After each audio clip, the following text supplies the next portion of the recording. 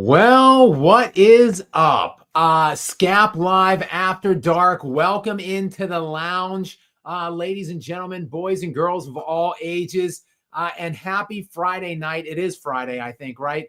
Happy Friday night. Thank you all for being here, those that are here to talk about, to unpack the NBA Finals Game 4. We are now evened in the series, best of seven, 2-2, heading back now, shifting to Oklahoma City.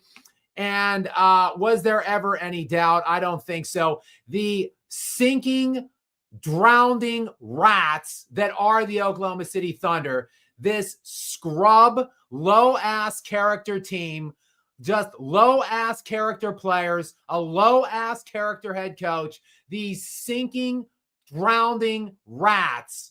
Finally, we're getting the water flushing into their lungs in the fourth quarter, and they decided to actually show up and bother themselves with playing for at least one quarter.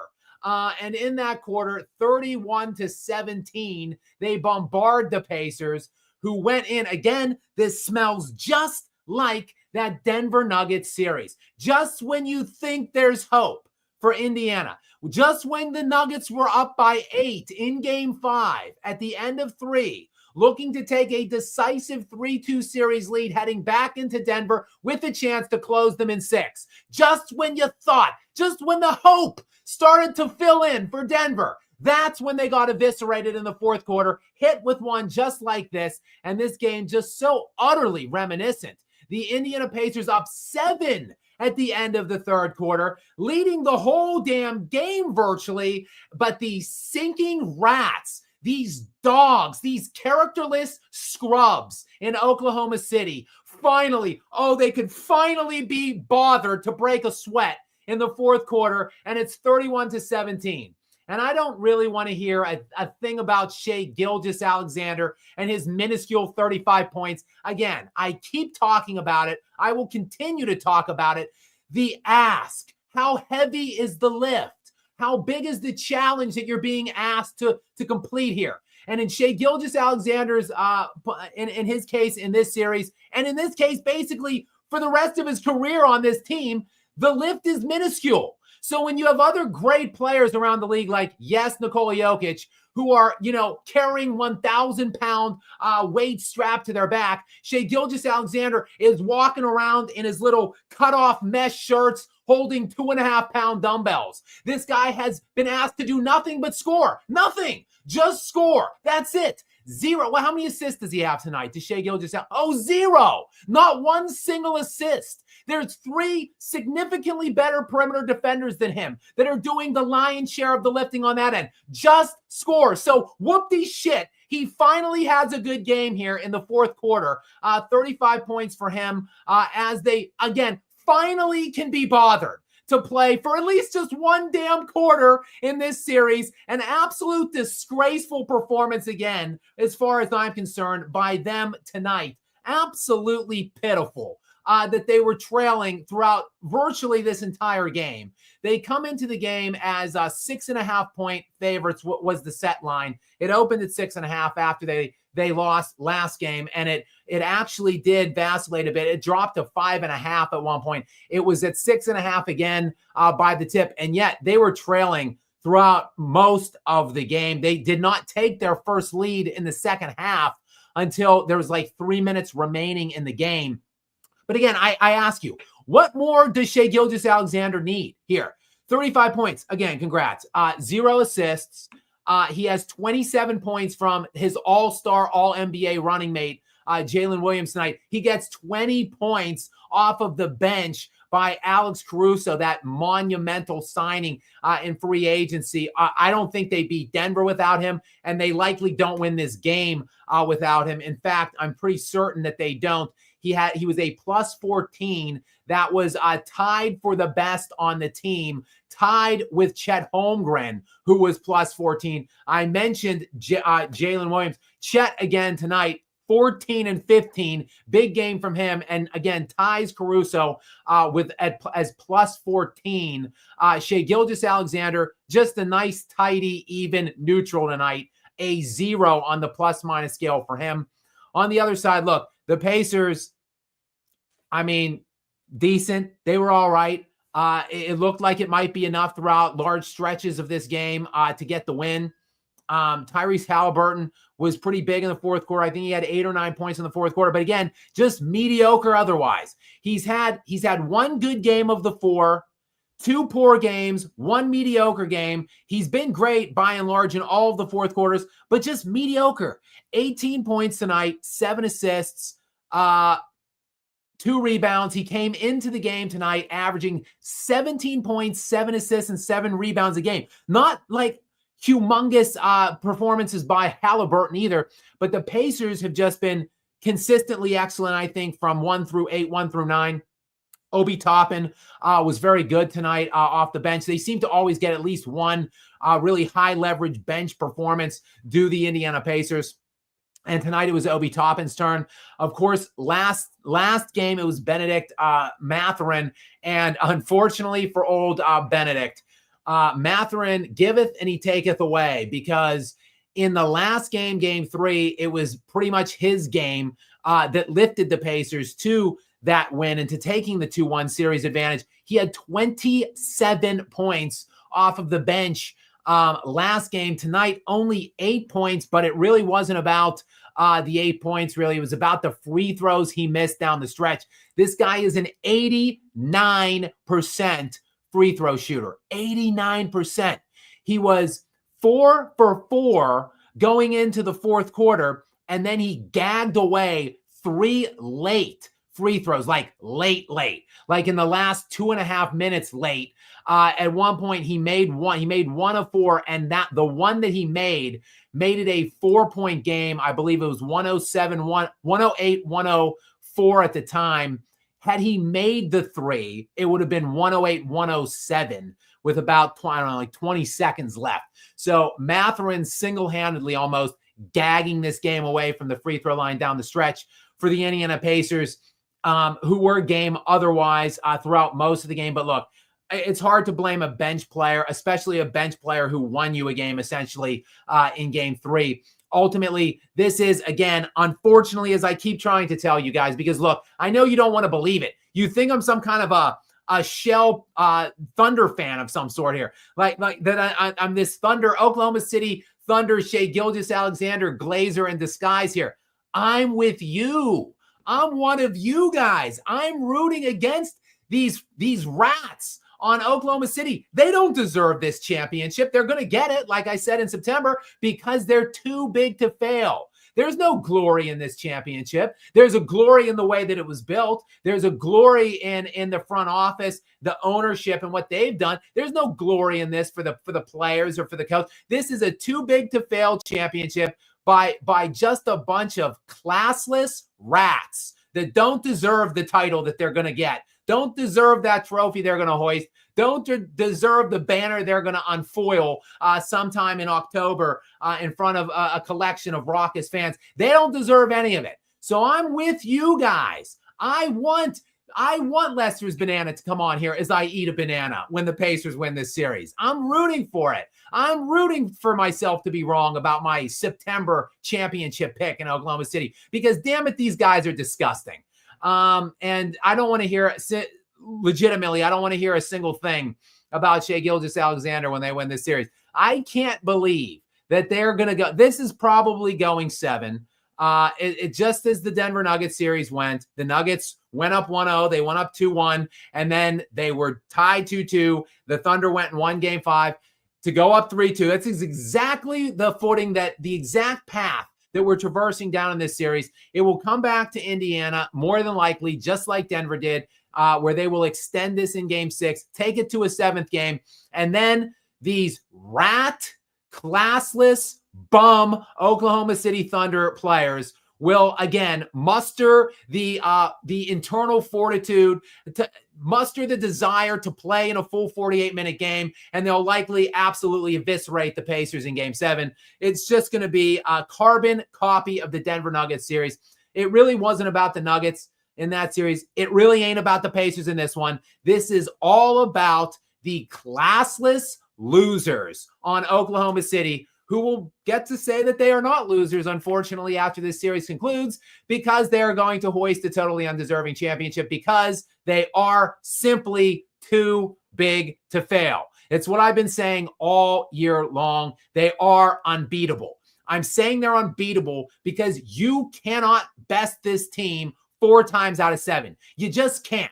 They may screw around because they're classless losers. So they may screw around for, 3 quarters, 3.5 quarters, 3 games of a series. But when push comes to shove and they are backed into the corner and they actually have to play up to their potential and ability, you can't beat them. You just can't.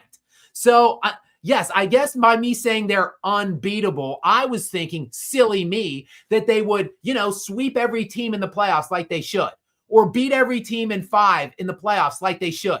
Silly me. I thought that's what that is what I meant by unbeatable. But ultimately, what I guess the term for the Thunder as being unbeatable means, I guess what it means for them is they cannot try for like 80% of a series or show up with their F game for 80% of the series and still win an NBA championship. That, I guess, is what unbeatable means for the Oklahoma City Thunder in 2025. I'm disgusted. I'm thoroughly sickened by this team, by this championship run. I'm not looking forward to them winning this championship. Go Pacers. It ain't going to happen. Just like the Denver Nuggets didn't have the juice. So, the Pacers, they gave the Pacers, kudos to them for showing up, playing hard, and giving it their all for like every game, like the Denver Nuggets did.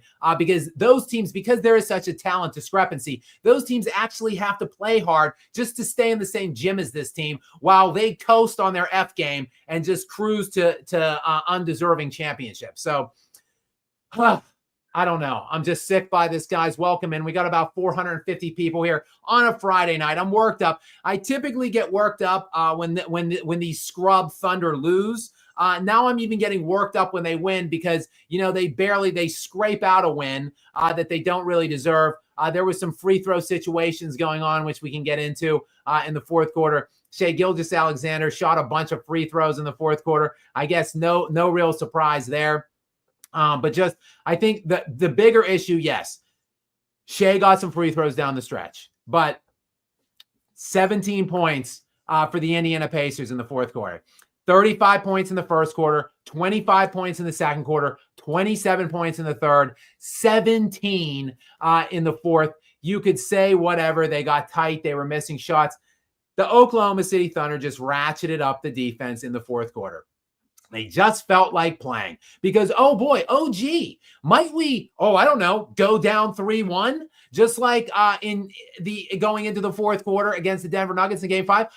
Might we actually go down 3-2 in this series and, maybe lose in Game 6 and get eliminated? I guess we better actually play and try hard in the fourth quarter. That's pretty much what I saw in this one. It's just so utterly disgusting, nauseating, and distasteful to see a team just flip switches within games. Like, I've seen teams flip a switch from like the end of the regular season into the playoffs. I've maybe even seen a team flip a switch like after game 1 or 2 in a series. But to see a team just flip switches in the middle of games, like pivotal games, series-altering games, is just crazy. But it speaks to how talented this team is, how undeserving they are of the championship, though. They're just so utterly talented that they don't even have to play for 3 quarters. It truly is remarkable how good this team is and how sick I am to see it. So hopefully, hopefully the basketball gods, are you listening to me? Mount Olympus of basketball gods, if you are listening to me, please deliver some kind of justice here and lift the Indiana Pacers to 2 of the next 3 wins in this series. I don't think it's coming, guys. Pucker up, all of you Pacers fans out there on the chat, and get ready. It's taking much longer than it should have. This should have been a sweep. It's going to be 7, but ultimately, these undeserving rats are going to hoist the Larry O'Brien trophy. I think tonight pretty much cinches it. And that's the sick thing about it. That's how good they are. Like with the Nuggets, like you feel like you're in a good spot Like, the Pacers have played so well all series long, and they played so well tonight. And yet, when the smoke clears and the dust settles, well, it's just the best of three, and 2 of the 3 are coming in Oklahoma City. So there you have it, 111-104 final. The Oklahoma City Thunder do finally get themselves back in the series. It is 2-2 now. Like I said, SGA, 35 points, doesn't have to do much else. 0 assists. They pushed him. They're hunting him on they hunted him on defense in game 3. They're trying to put him in situations to make him defend, but there's just so many other better options. Lou Dort had a humongous defensive effort in a couple late game situations tonight. Again, Chet Holmgren has just been, I think, really understated in this series.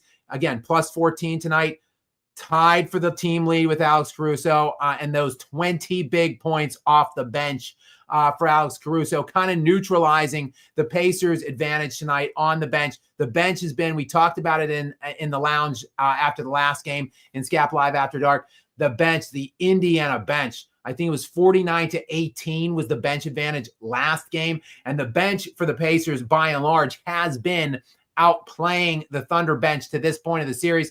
But Caruso neutralizes that advantage tonight. It was pretty much a wash off of the bench tonight.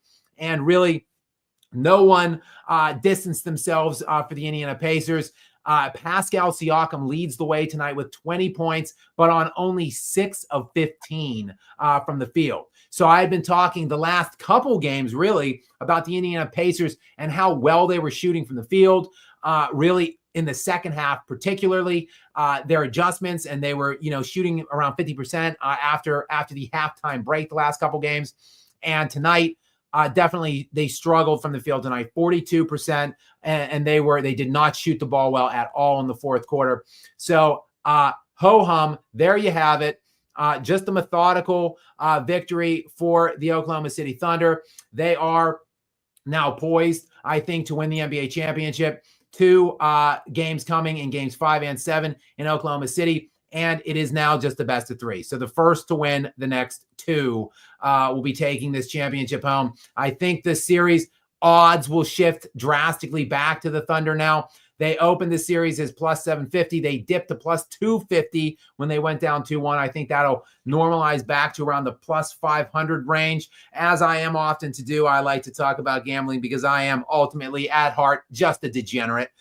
So I just want to check out and see if the preliminary line has been set yet for Monday night. It has. It is 9.5 at open. So we'll see if that can trickle up to double digits by the time tip occurs. I think that it will. Obviously, Vegas thinks, as do I, think that the Thunder are substantial, overwhelming favorites at this point.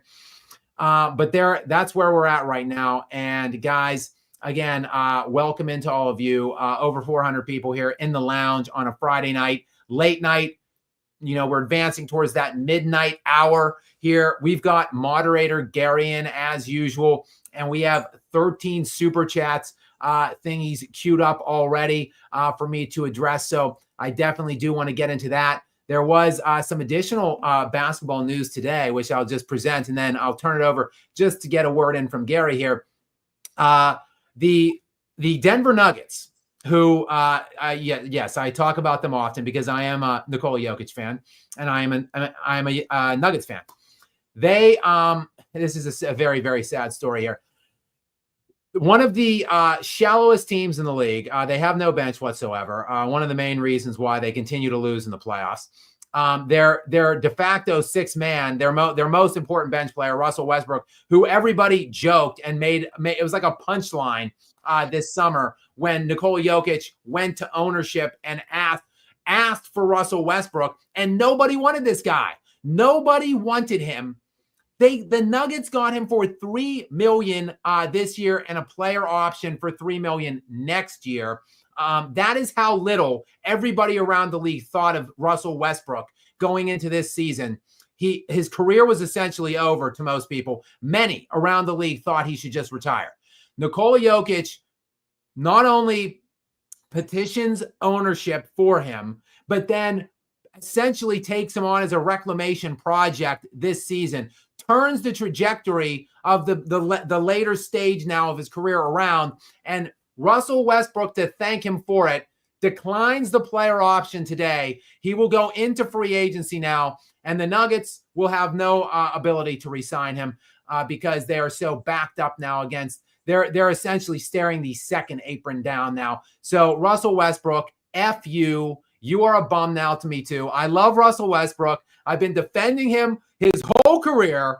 I've been defending him against moderator Gary. And now I don't care what happens to this guy. I hope he goes to some other team now and some fans heckle him and try to fight him every single night. F you, Russell Westbrook. Thanks for nothing.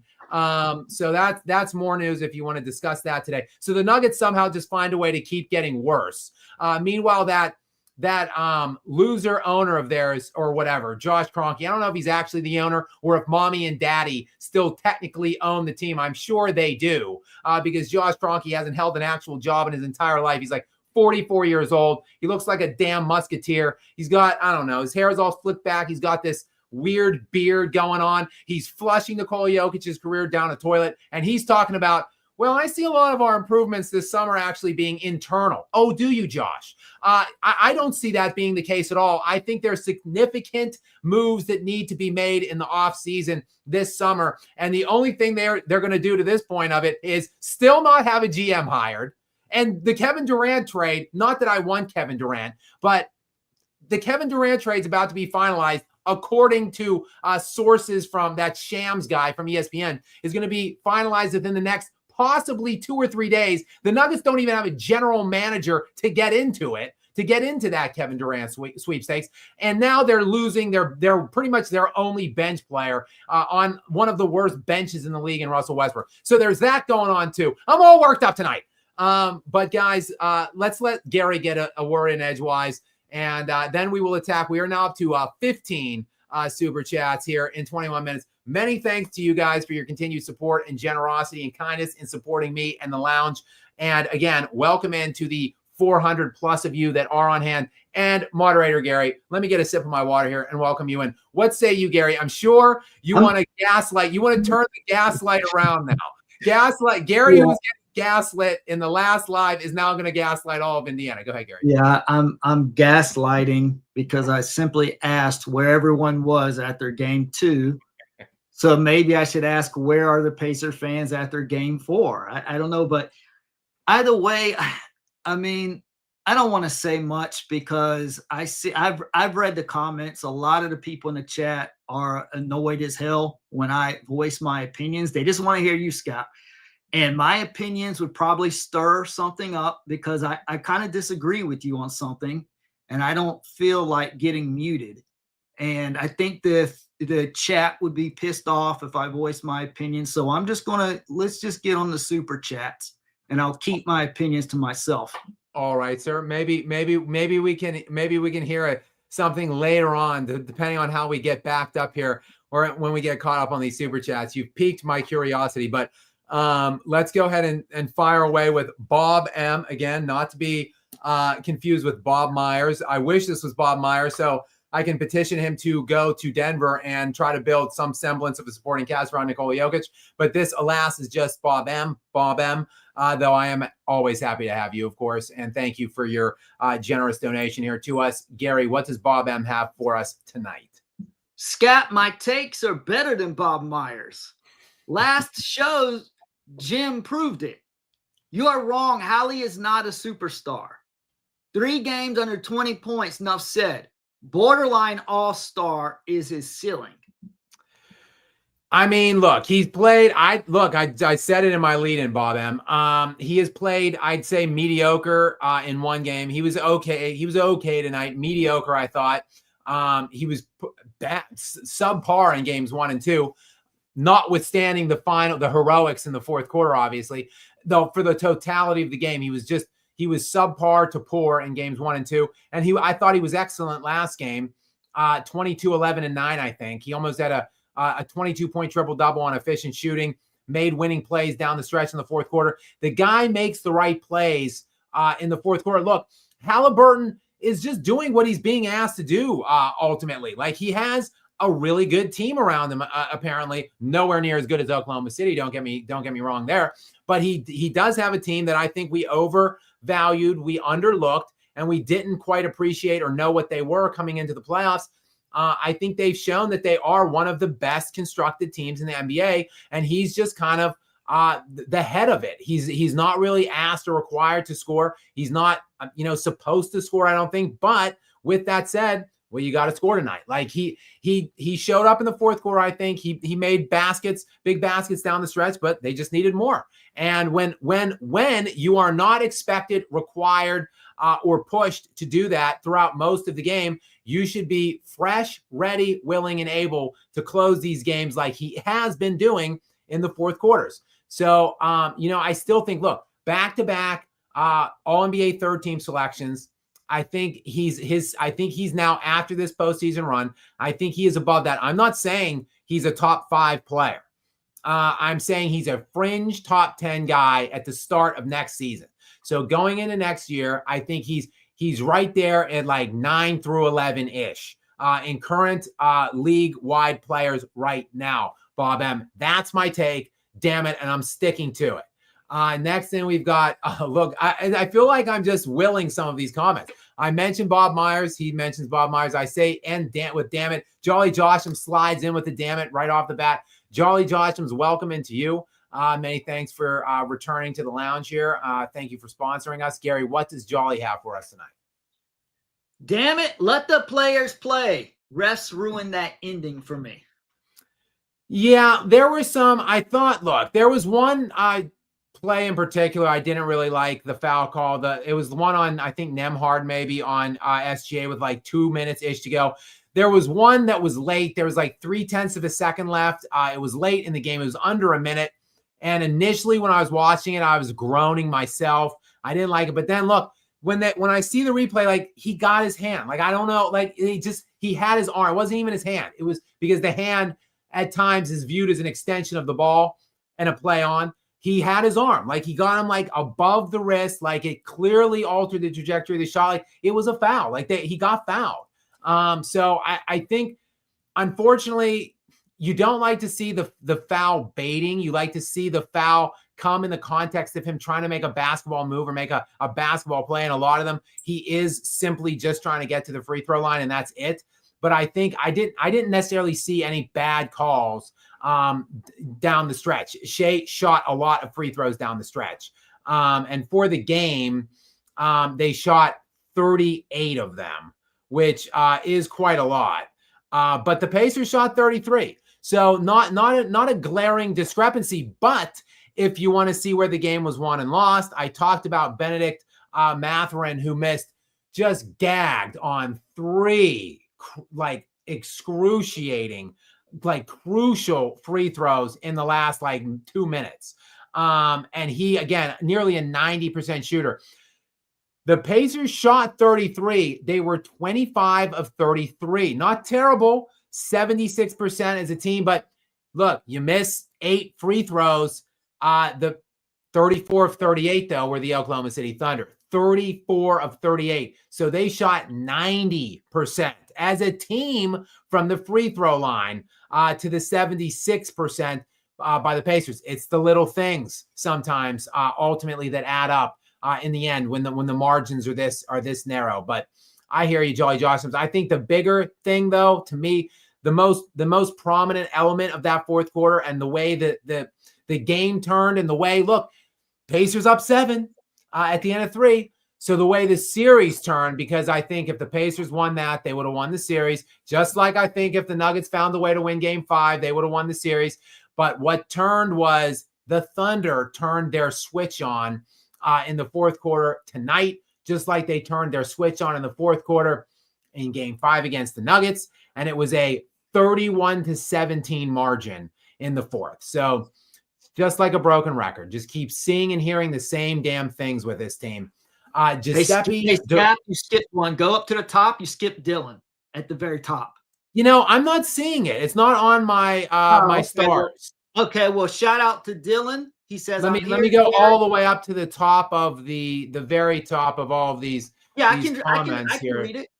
Yeah, I've got it right here. I'll read it. If it's not on yours, I'll read it, and then we can go on to Giuseppe. Dylan just came in at the very beginning at 10:51. Said, "I'm here, Gary. Early to the party. Sup, Skap." So salute to Dylan.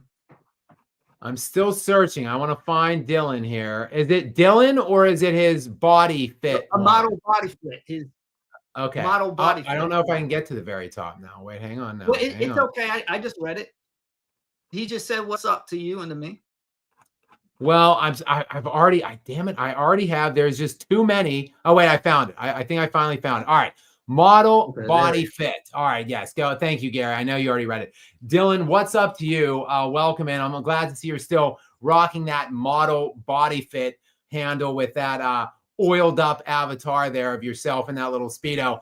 Kudos to you. And welcome into you. Next, we've got Giuseppe DeRosa in. Gary, what does Giuseppe, first of all, welcome into you. Thanks for being here. And Gary, what does Giuseppe have tonight for us? Mathurin sold so hard. Yeah, he just choked. He just choked. I mean, you hate to see it. A 90% free throw shooter, 4-4 in that game. And then, like I said, had he made his three, he missed 3 of 4 in the last 2 minutes of the fourth quarter. Had he made all 4, it would have been a 108-107 game with 20 seconds to go. And then who knows? The Thunder have shown a penchant, a proclivity, if you will, for late game gag sessions. So who knows if they're only up 1 at that point, what would have ensued or what would have happened. But you hate to pin it on Mathurin, though, because he was so monumental last game. Probably if you wanted to find one specific thing, he single-handedly won that last game. 27 bench points, the most points scored by any player off the bench in the NBA Finals since Jason Terry in 2011, the famed LeBron choke series, Miami-Dallas. But Giuseppe, again, thank you for checking in. We've got Broncos fan for life in here next. Broncos fan for life. What's up for, what is that avatar, Gary? Is that an SGA avatar right there? I can't quite tell. It's small. At first I thought it was Carmelo Anthony, but I think it is SGA. I think that's SGA holding his MVP. Broncos fan for life. What's up, bro? Are you a turncoat? Broncos fan for life. Are you not in Denver? Are you not a Denver fan if you're a Denver Broncos fan for life? How are you repping SGA and not Nikola Jokic if you're coming to me from Denver? I mean, what is up with you, Broncos fan for life? Thank you for the support. Thank you for the super chat. But damn it, what are you doing? Don't turncoat Nikola Jokic and jump on the Shea bandwagon. Go ahead and read Broncos fan for life, Gary. Caruso kept OKC in it. Yeah, I mean, and that is why when they signed Isaiah Hartenstein and Alex Caruso in the summer, that is why I said the Oklahoma City Thunder would easily win the NBA championship, because those two players perfectly addressed the what was lacking for the Thunder, in my estimation, last season. Though I'm still continually baffled by what is going on with Isaiah Hartenstein. I hope he's really regretting signing there. This guy should be averaging 20 and 10 right now on some team in the NBA. And he played 21 minutes tonight. He played 16 or 17 last game. They're barely using him. He did start tonight. I called for him to be in the starting lineup tonight, but he didn't play much, 21 minutes. He wasn't in foul trouble. I mean, I don't know what is going on with Hartenstein. He scores only 2 points tonight. And he had 6 rebounds. So 2 points and 6 rebounds. I hope it was worth it, bro. Enjoy wasting away as just one of 10 great players now on Oklahoma City, where you will get no credit ever. And it's all just all praise and glory to SGA now for the rest of your career. I think Hartenstein could have been a contender for all NBA teams, all NBA defensive teams, and he just felt the need to sell out and go there in the summer. So whatever. But when they signed him and Caruso, I thought those were the two pieces that were really missing with Oklahoma City, and that is when I felt utterly confident that they were going to be winning this and winning it with ease. And oh boy, we've got my main guy Luke Jet in. on a Friday night to boot, Luke. So Luke will not have to be getting up at whatever 5 a.m. to get into the studios in Nashville to get ready for Jason Whitlock's show Fearless tomorrow. He's probably just up celebrating right now for his Oklahoma City Thunder. Congratulations to you, Luke. And it's nothing personal that I come on here and rag on the Thunder so much. Luke, just want them to live up to their potential, damn it. Like, I wanted to see this team, to me, preseason, I thought, easy championship team, historically excellent team. And so they were. They have been historically excellent all regular season. 68 wins, one of 8 teams ever to reach that milestone, that plateau, whatever, that mark of 68 plus, one of 8 only.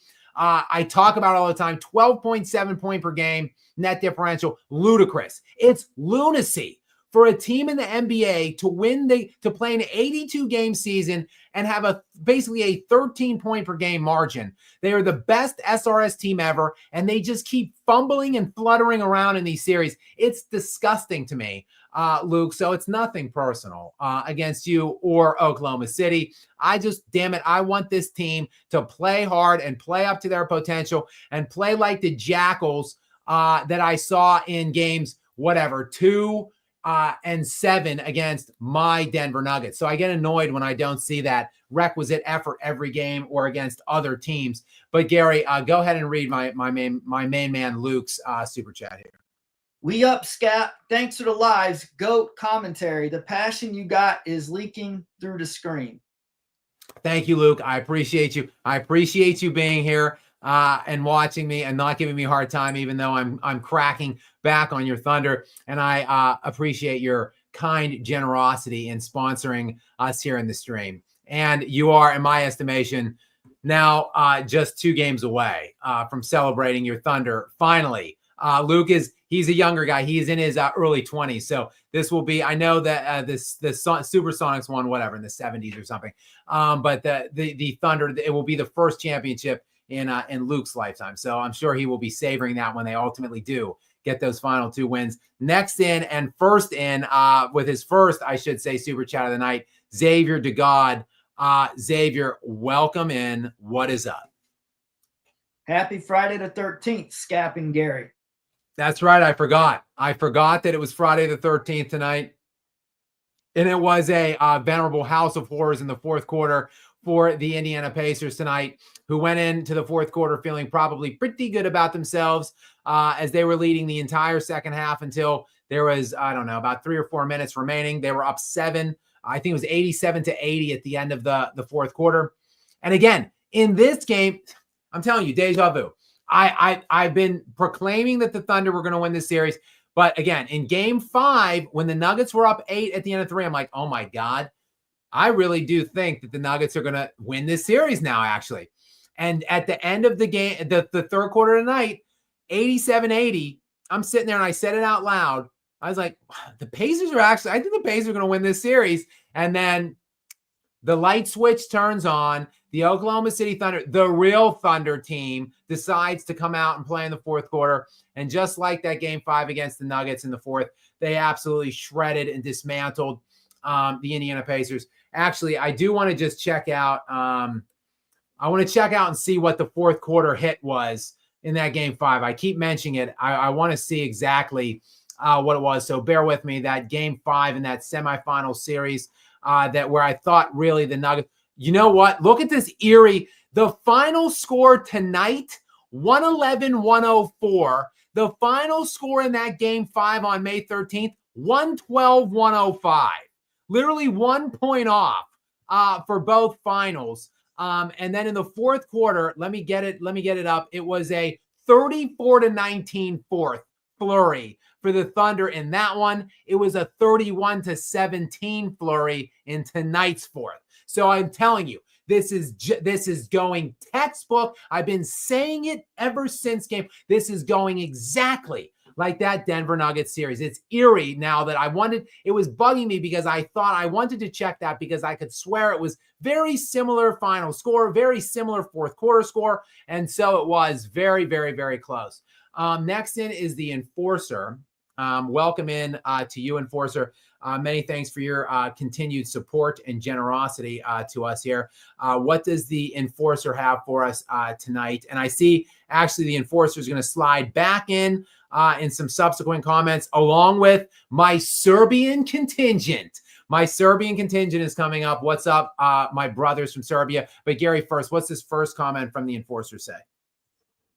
I hate debating and push-offs. SGA is very talented, but his play is annoying to watch. He's MVP on the team that needs the least help.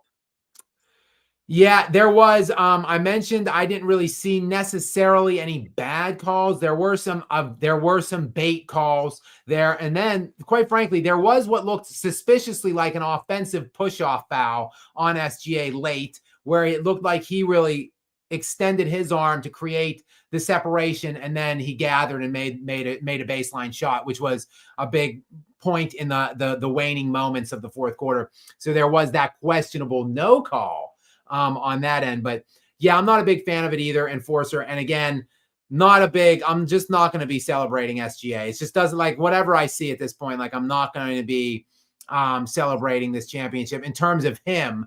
As far as he's concerned, it's a great achievement for Sam Presti and for the Oklahoma City Thunder as an organization. I think that's the big takeaway for me. Next in, as I said, Burka, one of my two, and Marco's coming up soon here as well. So Burka in from Serbia. Marco is also checking in from Serbia. So what's up, boys? And what does Burka have for us first here, Gary? Do you think 2023 Nuggets could win this year's chip? I do think so, because the 2023 Nuggets had more bench depth. So like they weren't like crazy deep. They only really went 8 deep in the 2023 postseason, but that's better than basically the 6 deep that they went this year. And they had more. Look, Russell Westbrook was so hot and cold, and now we know that he was playing with probable torn ligaments in his shooting hand / broken bones in his shooting hand that he required surgical repair on in the offseason. So perhaps that played a factor into his inconsistencies in terms of shooting throughout the playoffs. But they went games. I checked because the Pacers were awing me with their bench to such a degree, and what they were doing to the Thunder's bench in not just neutralizing them, but outplaying them. So I went back and checked some of the bench outputs from the Denver Nuggets in their series against the Thunder. These were in 3 straight games, 3 consecutive games. They got 15 points, 8 points, and 10 points total off of the bench in 3 straight games did the Denver Nuggets against the Thunder in that series in the semifinals. So yes, when they have 3 true bench players in the 2023 finals and healthy, engaged playoff Jamal for the whole postseason, yes, I think that Denver Nuggets team would be looking for their 3rd straight championship, quite frankly. If they just retained their players from 2023 and Jamal Murray wasn't a bum last year, I think they would have won last year, and then they would be looking for a three-peat this year. So unfortunately, though, Calvin Booth, the village idiot, empowered by the village idiot, whatever he is, Josh Kroenke. I call him the owner, but he's probably not. He's probably just some kind of caretaker for mommy and daddy's team, just suckling off mommy and daddy's teat.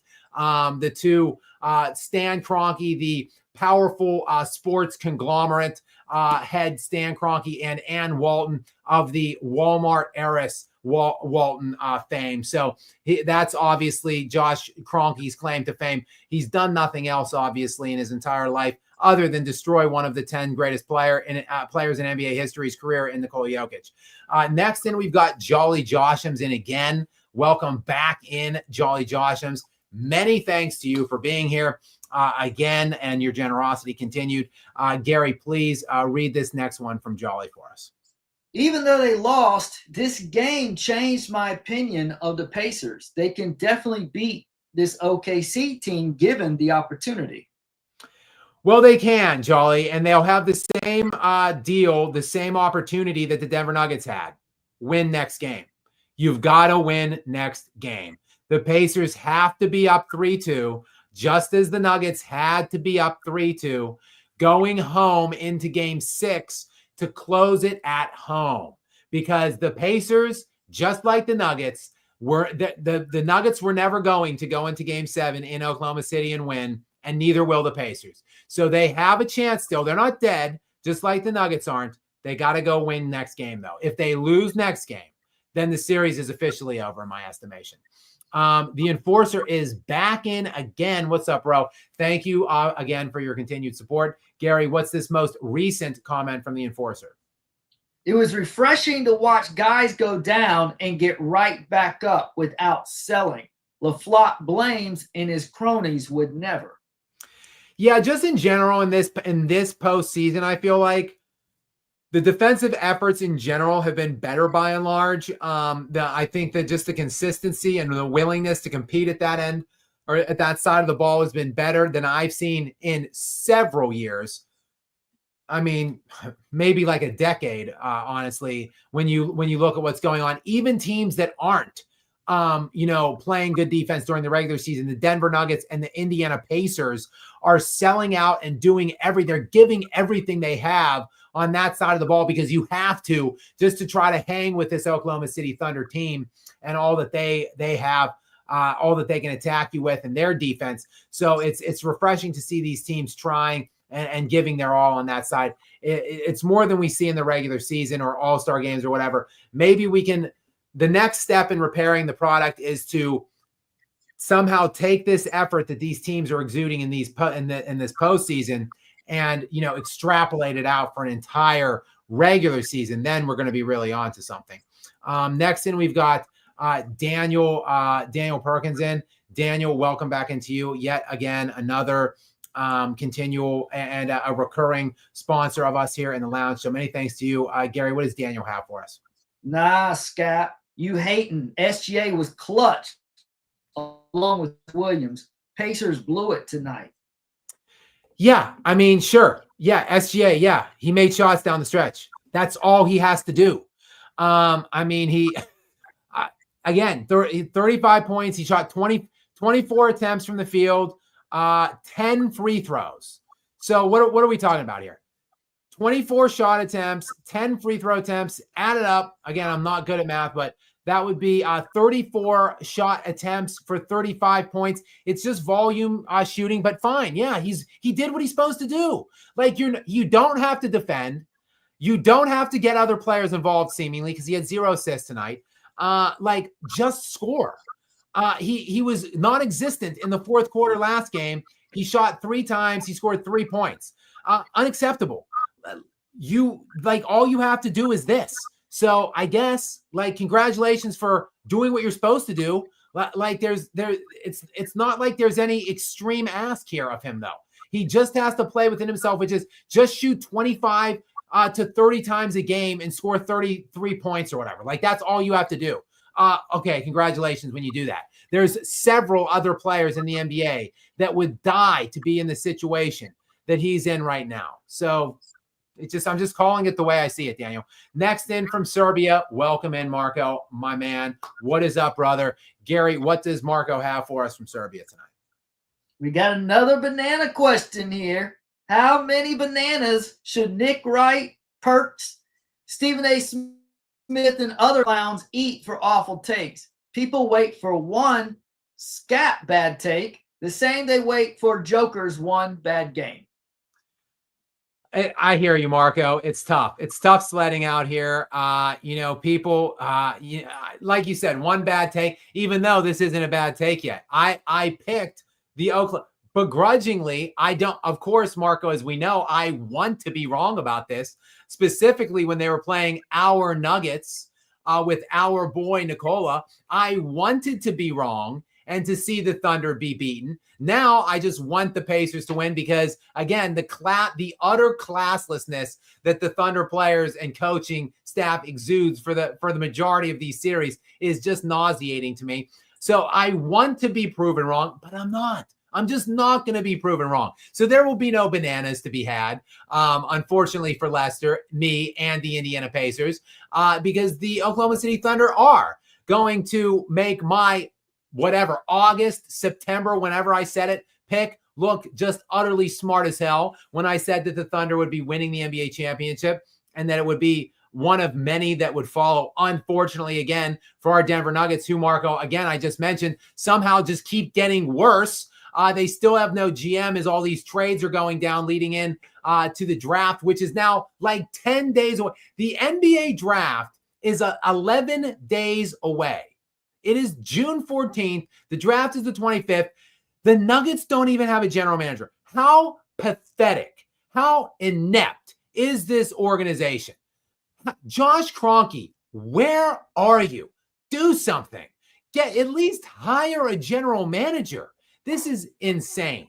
Marco, great point. Like, I want to be wrong, but I'm not going to be. And as we know, Nikola, look, does he even have bad games? I think he might have like games where he doesn't, his end stat line doesn't look that good because he only plays in whatever 31 minutes because his garbage can team is getting blown off the floor through 3 quarters and he barely plays in the 4th quarter, like that game 7 against these Oklahoma City Thunder. But Marco, as always, many thanks to you for coming in from Serbia and for supporting us here in the lounge. Next in, we've got Jose Vargas. What is up, Jose? Again, yet another regular. You guys it's just so generous. The same ones of you guys just keep coming and hitting this sponsor area in the lounge. I appreciate all of you. Gary, what is Jose's question or comment tonight? You are wrong. This team continuously gets bailed out by the refs as they did today. Their record is 4-4 when SGA shoots less than 8 free throws. Scott Foster was in his bag. We told you this would happen. I mean, again, I watched the game. I watched all of Shea's last whatever he took. Let me see if I could find. I don't think the quarter split box is going to be up yet, but let me see if I could find exactly. No, it's not up yet. I would like to see the. Let me see if I can find a game chart here by the 4th. Shea, let's see here. What was Shea?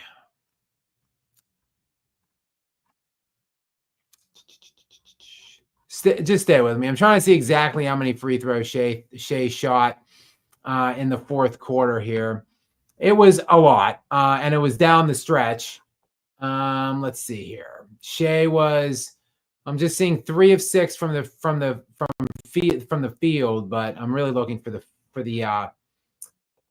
free throws.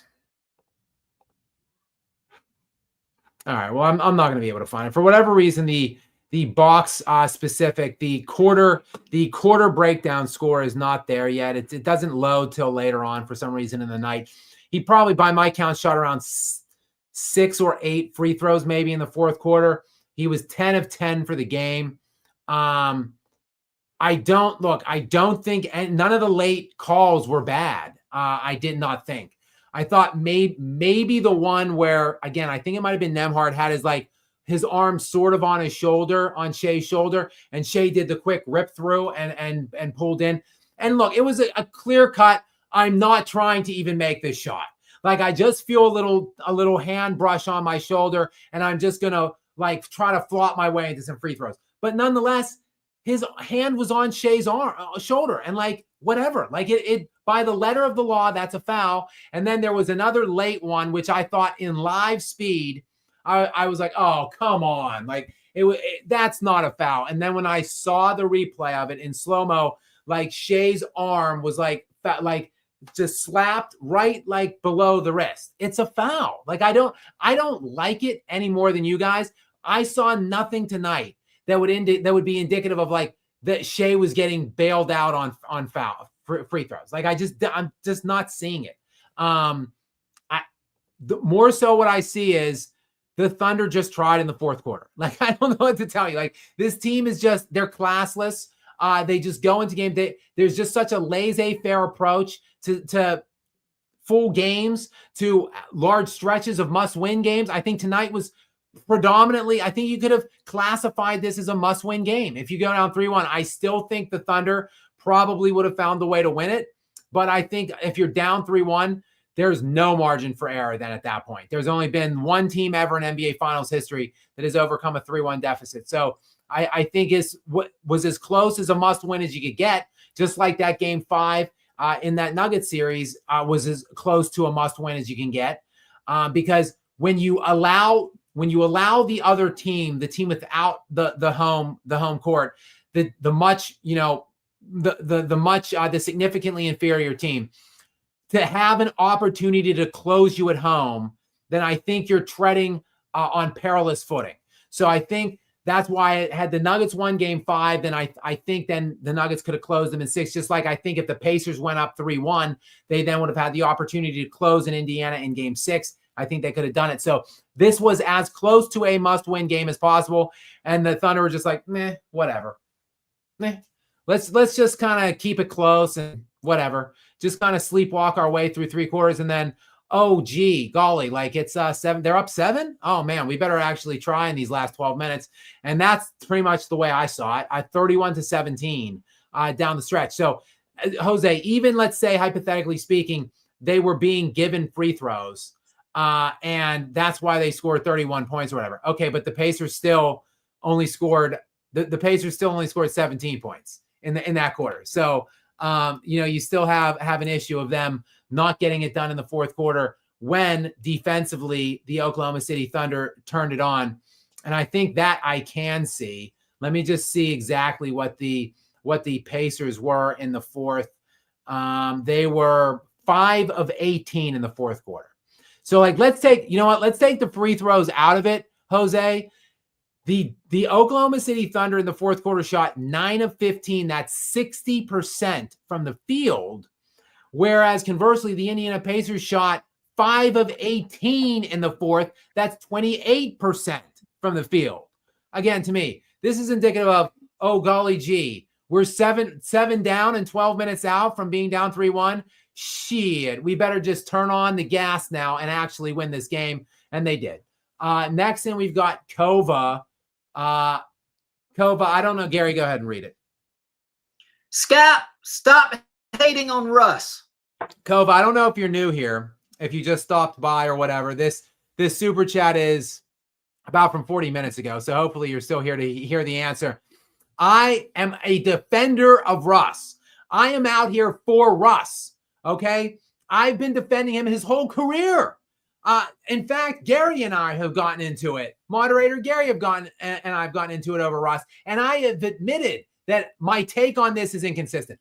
I pride myself, Kova, on consistency of take. I don't want to be labeled a hypocrite. This is my one take where I am hypocritical because I should not like Russell Westbrook, yet I do. And I routinely, perpetually defend him. But let me just drop this little nugget on you, Kova.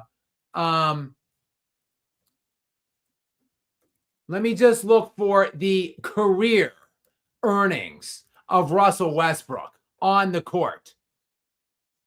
And I'm going to just slander Russell Westbrook for the rest of his career now.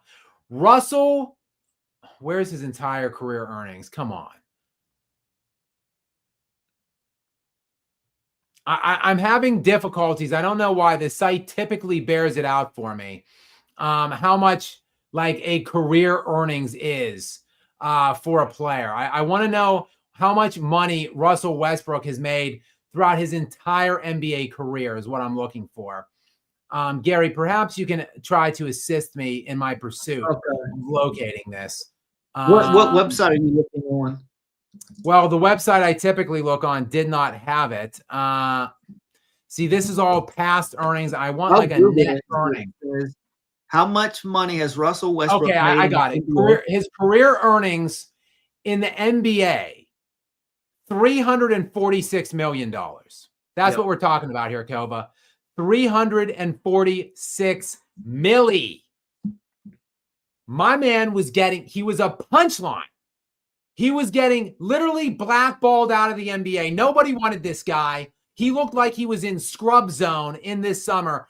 That's how Denver got him for 3. Nikola Jokic went to bat for this guy and then made him look damn good all season long. And to thank Nikola Jokic, Russell Westbrook, the hell with it, Russell Westbrook. I'm going to start slandering him now. This bum, this loser scrub, Russell Westbrook, that has never won a damn thing. The way he thanks Nikola Jokic is he's going to nickel and dime his way out of Denver now after he's made $350 million and he's 37 years old. Hit the bricks, pal. We don't need you, Russell Westbrook. I don't want you anymore, Kova. So there you go. I've been out here for 17 years fighting the good fight for Russell Westbrook, and he's going to stab Nikola Jokic in the back over what? $7 million? What? He's going to go get $10 million somewhere as opposed to the 3 that Denver was going to pay him when he's made $350 million just on the court, not even counting investments and other whatever endorsements off the court. Sickening. Gary, it's taken me 17 years, but I'm on your side now on Russell Westbrook. Xavier DeGod is back in with, of course, some kind of a crazy hypothetical for us, which I always, am excited to hear. Gary, go ahead and read it for us. Well, somehow I don't really think you're on my side with Westbrook, because if you did, then you'd have to come along to my side on KD, and that's a story for another day. You need to watch my video I made. So by the way, Gary, no, you know what, Gary? We can get into it on KD and his bum ass in another section because he's probably going to Minnesota, and I'm thoroughly disgusted by it. So we'll save it. We'll table it. Serious. How much more help does Anthony Edwards need? How much? Well, he's not at Minnesota yet. There's a lot of speculation. We don't know that. That's speculation right now. Can he please go to Houston, Gary? Please. Can Kevin Durant, if he has a shred of decency in his body left, can he go to a team like Houston that doesn't have Houston was a 2 seed, Minnesota was a 6 seed. So I get it, Gary, but Houston is a young, unproven team that lost in the first round. Minnesota's been to back-to-back Western Conference Finals and has a top 10 player, some say top 5 in Anthony Edwards. So anywhere but Minnesota, basically, though I'm seeing all kinds of other names of teams that I quite frankly don't care to see, because he's just going to jump from one one super team build out that he tried to build in Phoenix, which failed, to another elite team, and probably be very, very, very competitive with them. And I'm just sick of it. I understand your take and your premise on him when he left Oklahoma City and the series you talk about in 2012. What he's done since. So in the last 13 years is disgusting, nauseating stuff for me. And hopefully it's not going to be another chapter in that book. If he goes to Minnesota, Gary, we can come on and have it out about Kevin Durant. What if he doesn't go to Minnesota? Then we can't? What difference is if he goes to Minnesota or goes somewhere else or stays put? We can still have the conversation. I just hope it's not Minnesota, but it's sounding more and more probable that it's going to be Minnesota. Minnesota is a piece away, and KD possibly could be that piece. You saw how they got blown out by OKC. They're a piece away. Maybe KD could be that piece. It makes sense for both parties, in my opinion. Gary, they have 2 perennial All-Stars, a 4-time Defensive Player of the Year, a 6th Man of the Year, another two other really good bench elements. Dillingham from the draft this year that's going to become good. They don't need him. They don't. But they need something. Well, what do they need? They can get better and play better.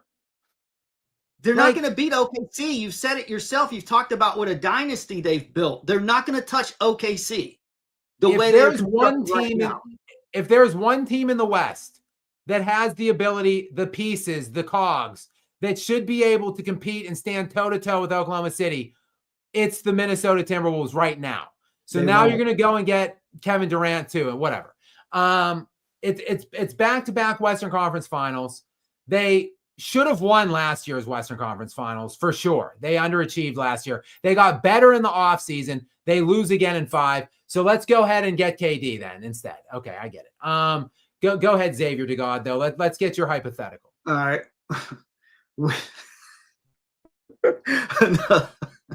Which which team wins 5-on-5? Jerry West, Kobe, Magic Johnson, Shaq and Kareem versus Derrick Rose, Michael Jordan, Scottie Pippen, Dennis Rodman, and Gilmore. How close is the game, or is it a blowout? No, I think the Lakers destroy that. I don't know if they destroy them because Michael Jordan doesn't get destroyed. They're too big. Well, if there's two big centers like that, there's nothing he can do on the inside. He's not going to guard Kareem and Shaq. Correct. And I mean, look, prime Kobe is the closest facsimile to Michael Jordan that there has ever been and that there ever will be. So you're giving prime Kobe, like every player around prime Kobe on Kobe's team is better than every player on Michael Jordan's team in this scenario. So in my estimation, I wouldn't say maybe they're not blowouts, but if this is a 7-game series, Lakers in 5, like 4-1 Lakers, maybe at best 4-2, but definitely Lakers are winning that series, Xavier. That was an easy one. Keep more of those easy ones coming for me. All right, Dylan is back. Dylan, what's up? Welcome back in with the Speedo and the oil. I like it. Gary, what's this latest one from Dylan? I won't lie. The refs did help OKC a bit this game. I think the most egregious call was a non-call. I thought Shea did push off on the offensive clear out with like under a minute left. I think that should have been called an offensive foul. So that was pretty much, to me, the worst call. But again, it was 38 free throws to 38 to 33. And I mean, the Pacers just missed their free throws. The Pacers missed a number of shots down the stretch. The Pacers just didn't play well in the fourth quarter. The Oklahoma City Thunder played exceedingly well in the fourth quarter. Like I'm just not seeing it as much as you guys are. I didn't really see the officials being a major contributing factor tonight. I just didn't. I'm not refuting the fact that they don't get a favorable whistle on both sides throughout their playoff run, but tonight was not one of those instances, in my opinion. They're about to break your brain. You're about to see smoke coming out of Skap's ears on this excellent question from Titan Moss. Is Tom Cruise a better movie star than Tom Brady is professional athlete? Holy crap. Titan Moss 37. That's a damn fine question. I really don't even know how to answer that, to be honest with you.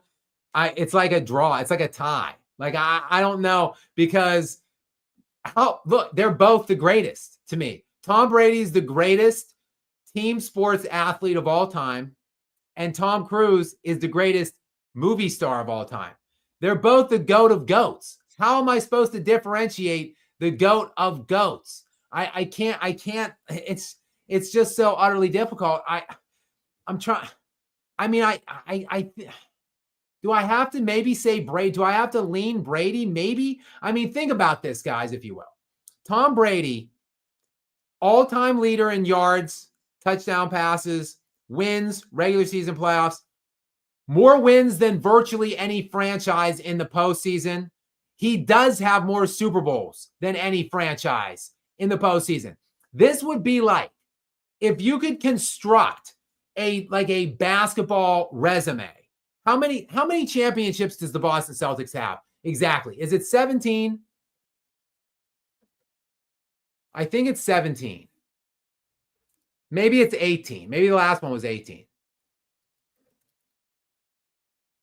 Let's see. Sorry, stay with me on this one, guys. It is 18. So the last one they won last year was their 18th. So imagine this, if you will. Close your eyes out there. The 300 of you that are still with me here as we hit the nearly the 1 a.m. mark here on the East Coast in the US of A, and we're over an hour now in the lounge. Close your eyes, guys, the 309 of you. Envision this resume. Someone comes along that scores more career points than LeBron James has scored for a career. And that same player wins 19 NBA championships. That is the requisite resume that Tom Brady has laid down in the NFL. He has won more Super Bowls than any franchise ever. while being the greatest individual stat accumulator. He led the league in yards and touchdown passes. Yards and touchdown passes. It was roughly, I think it was 46 touchdowns and like 5,300 yards at 44 years of age. Like, it's just insane how good this guy is. Like, he is the greatest team sports athlete of all time. But Tom Cruise is the greatest movie star of all time. It's a tough one, Titan Moss. I think, unfortunately, I'm not going to be able to answer it. It's just a toss-up. It's yes. Both, yes. Thank you, though, for the great question and giving me a reason to talk about my two favorite Toms. Stephanie, welcome into you. Thanks for being here. As always, I know you're here probably every time I'm here. So welcome in to the lounge. A warm welcome to you, Gary. What does Stephanie have for us tonight? Well, first, I want to say congrats, Titan Moss. You broke Skap's brain. I think that's the first time it's happened on one of these lives. Unanswerable question. A historic moment.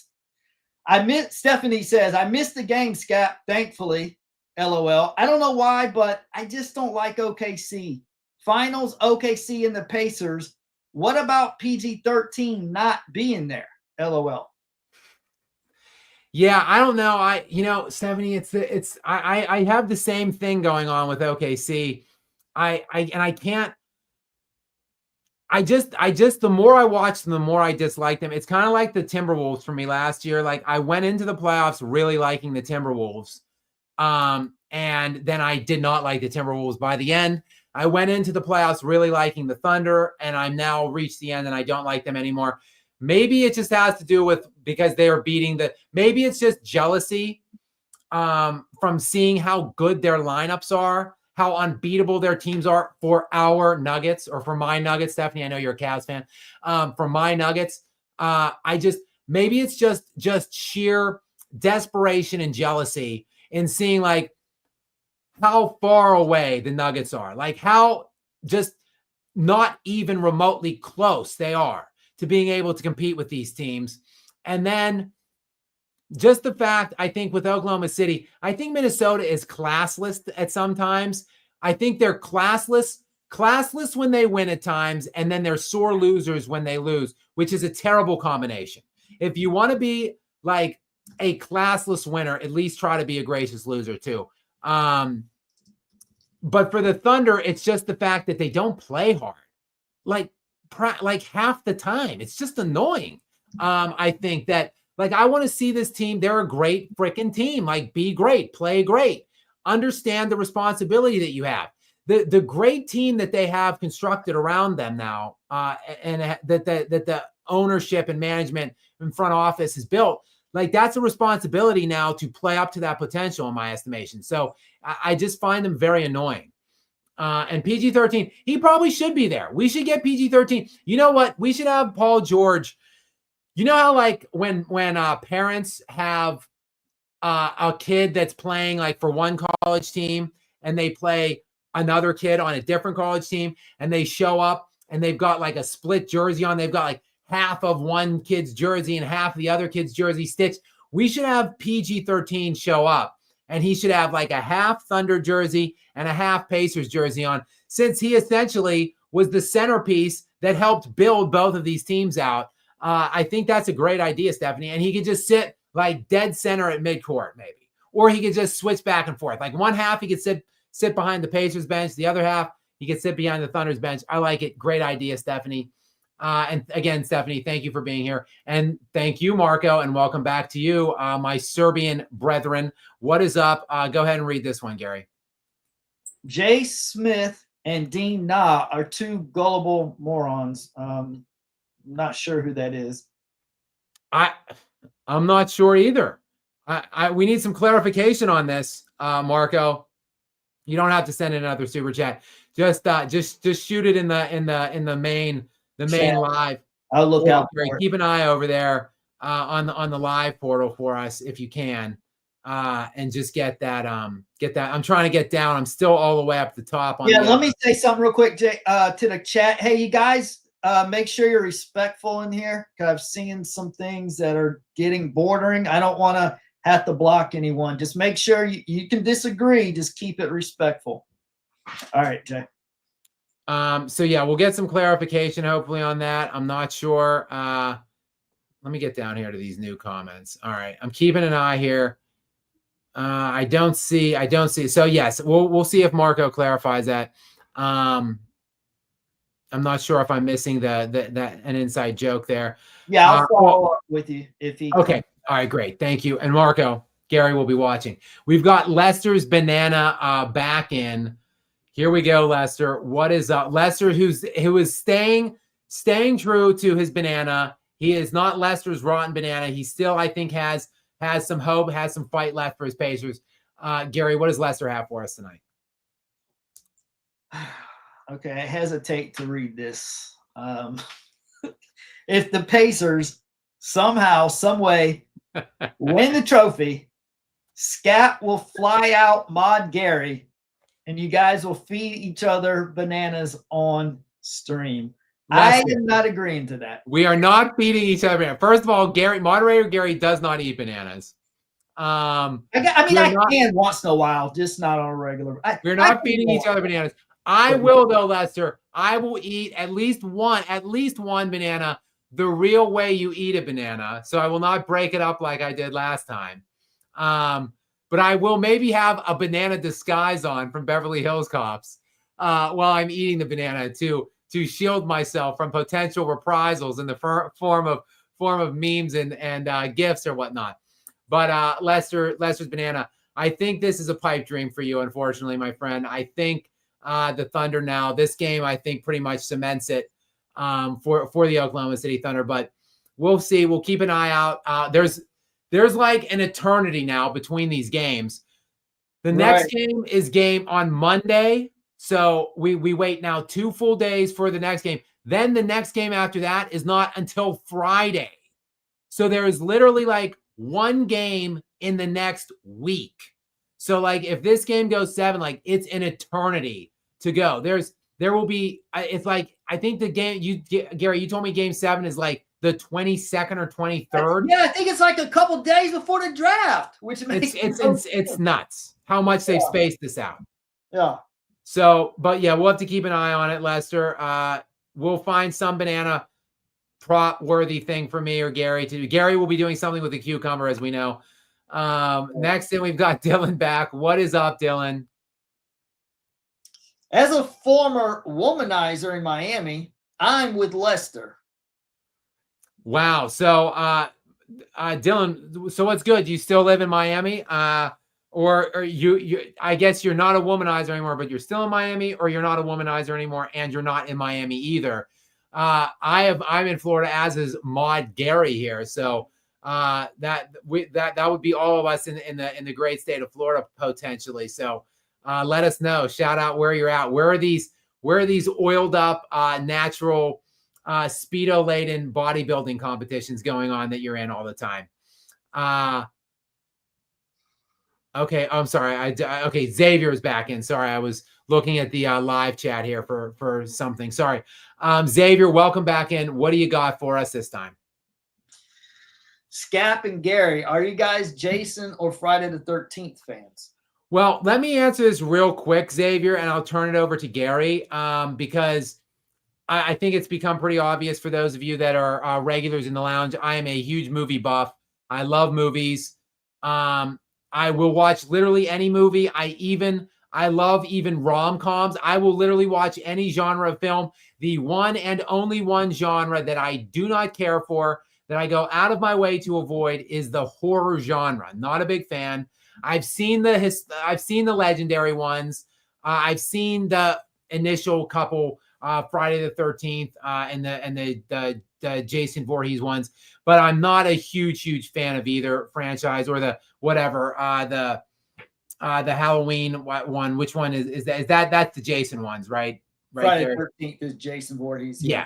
So I will turn this over because Gary, who is also a movie buff, he loves horror films actually. So I will just turn this over to Mod Gary to tell you which one he prefers. Well, I got to say, I really like the concept of Friday the 13th, but the execution is pretty poor on most of the films. I would say, surprisingly, Friday the 13th Part 6 stood out to me as the best overall film in the franchise. Some people really like the original because it's not so much about Jason. It's revealed at the end that it was his mother who's avenging the death of her boy who drowned in the lake, and she's blaming the counselors for not rescuing him. And then Jason makes his debut in part 2, and the reins get turned over to him, and then he goes full force, full-blown Jason Voorhees in part 3 throughout the rest of the series. There were elements of each part that were good, but for the most part, most of the scripts I don't think were very good for the most part. So it's a disappointing franchise. I have to say same thing for Nightmare on Elm Street. Nightmare on Elm Street, the first one was really good. And I'm sorry, I revisited those sequels. They were all terrible. But the fascination is with the Freddy Krueger character in himself. Halloween franchise, I loved part 1 and 2. And I actually thought part 4 and 5 were pretty good as well. I prefer the Halloween franchise to the Friday the 13th or Nightmare on Elm Street. But it just depends. But Jay, if you're not into horror, then these definitely are not for you or for people who don't like horror. Even for horror fans like myself, a lot of these movies are just too over the top. I don't know what it was. I just really liked Friday the 13th part 6 for some reason. So try to answer that as well. I'll just say real quick, I love a lot of current foreign horror movies, believe it or not. There's some really, really good ones, especially over in Europe, like High Tension and Inside and Eden Lake. Those are Martyrs. Those are some really good, high quality, well-written, well-executed horror movies if you like those. And there's some Spanish thrillers that are really good as well. But I don't want to keep this too much about movies. Yeah. For me, I'm not a big, like I said, I'm not a big horror guy. I've seen, like I said, the famous horror movies. I've seen whatever, Poltergeist, The Exorcist, the first couple Halloween, the first couple Friday the 13th. Just as a movie historian of sorts. Are there any horror movies you do actually like? That I actually enjoy? No, I'd say probably my favorite. If you pushed me, I'd say the Nicholson Shining and the Thing from 1982, the Kurt Russell version of The Thing. Okay. Those would be probably.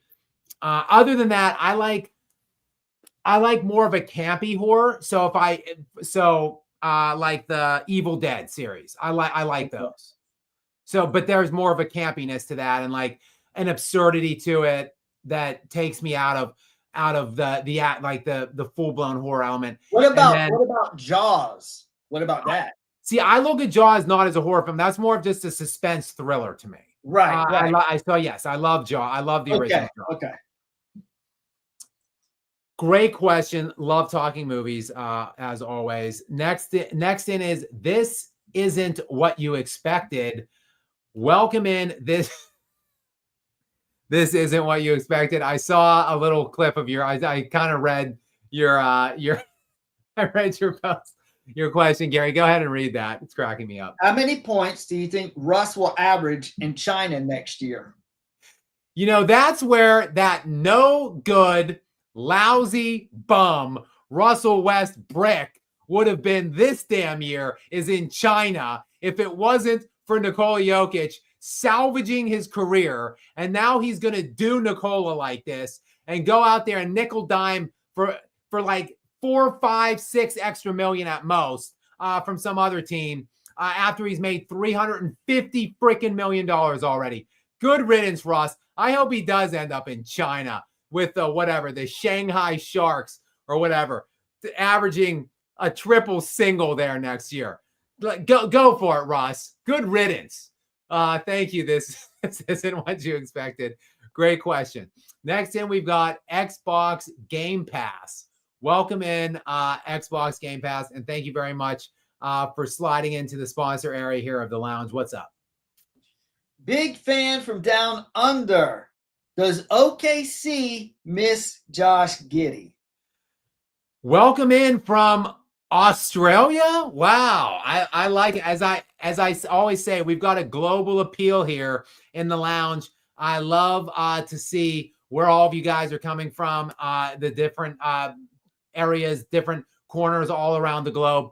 Many, many thanks for you tuning in and joining us from Australia. I am, of course, always humbled by the turnout of people from all over the place. So very, very thankful to you. And yes, Giddy, who is I believe Australian. I don't think OKC misses him though. It seems as if they're doing just fine without him. I think letting him go kind of materialized, turned into some other things. But with that said, Giddy has turned into a great player, though. So I don't think, while OKC has not missed Josh Giddy, I don't think Josh Giddy necessarily has missed OKC either. Obviously, he's not going to get that championship ring that the rest of his former teammates will have. But this kid is turning into a budding superstar. He's only 22 years old. This year, his stat line looks somewhat pedestrian. For the year, he averaged 15 points, 8 rebounds, and 7 assists for the season in 70 games with the Bulls. But this kid was balling down the stretch. I'm going to see if I could get a split of his season in the last month-ish, because he was going berserk in the last month. He was like high-tier triple-doubles and stuff down the stretch of the season. I mean, I'm looking at some of these games, 28, 16, and 11, 23, 10, and 8, 15, 19, and 12, 26, 14, and 11. I mean, this kid, like I said, was balling basically from looks like March, like the very beginning of March to the end of the season. Let me see if I could pull these out. 14 in the last 14 games he played over the last month and a half, he averaged, 20 points, 10 rebounds, 9.5 assists. So in his last 14 games, starting on March 2nd and going through April 9th, I mean, look, 20.5 points, 10.5 rebounds, 9.5 assists. Whoa. Like those on 49% shooting. So, and again, only 22 years old. So this kid, budding superstar. Man, maybe could we get him on Denver somehow?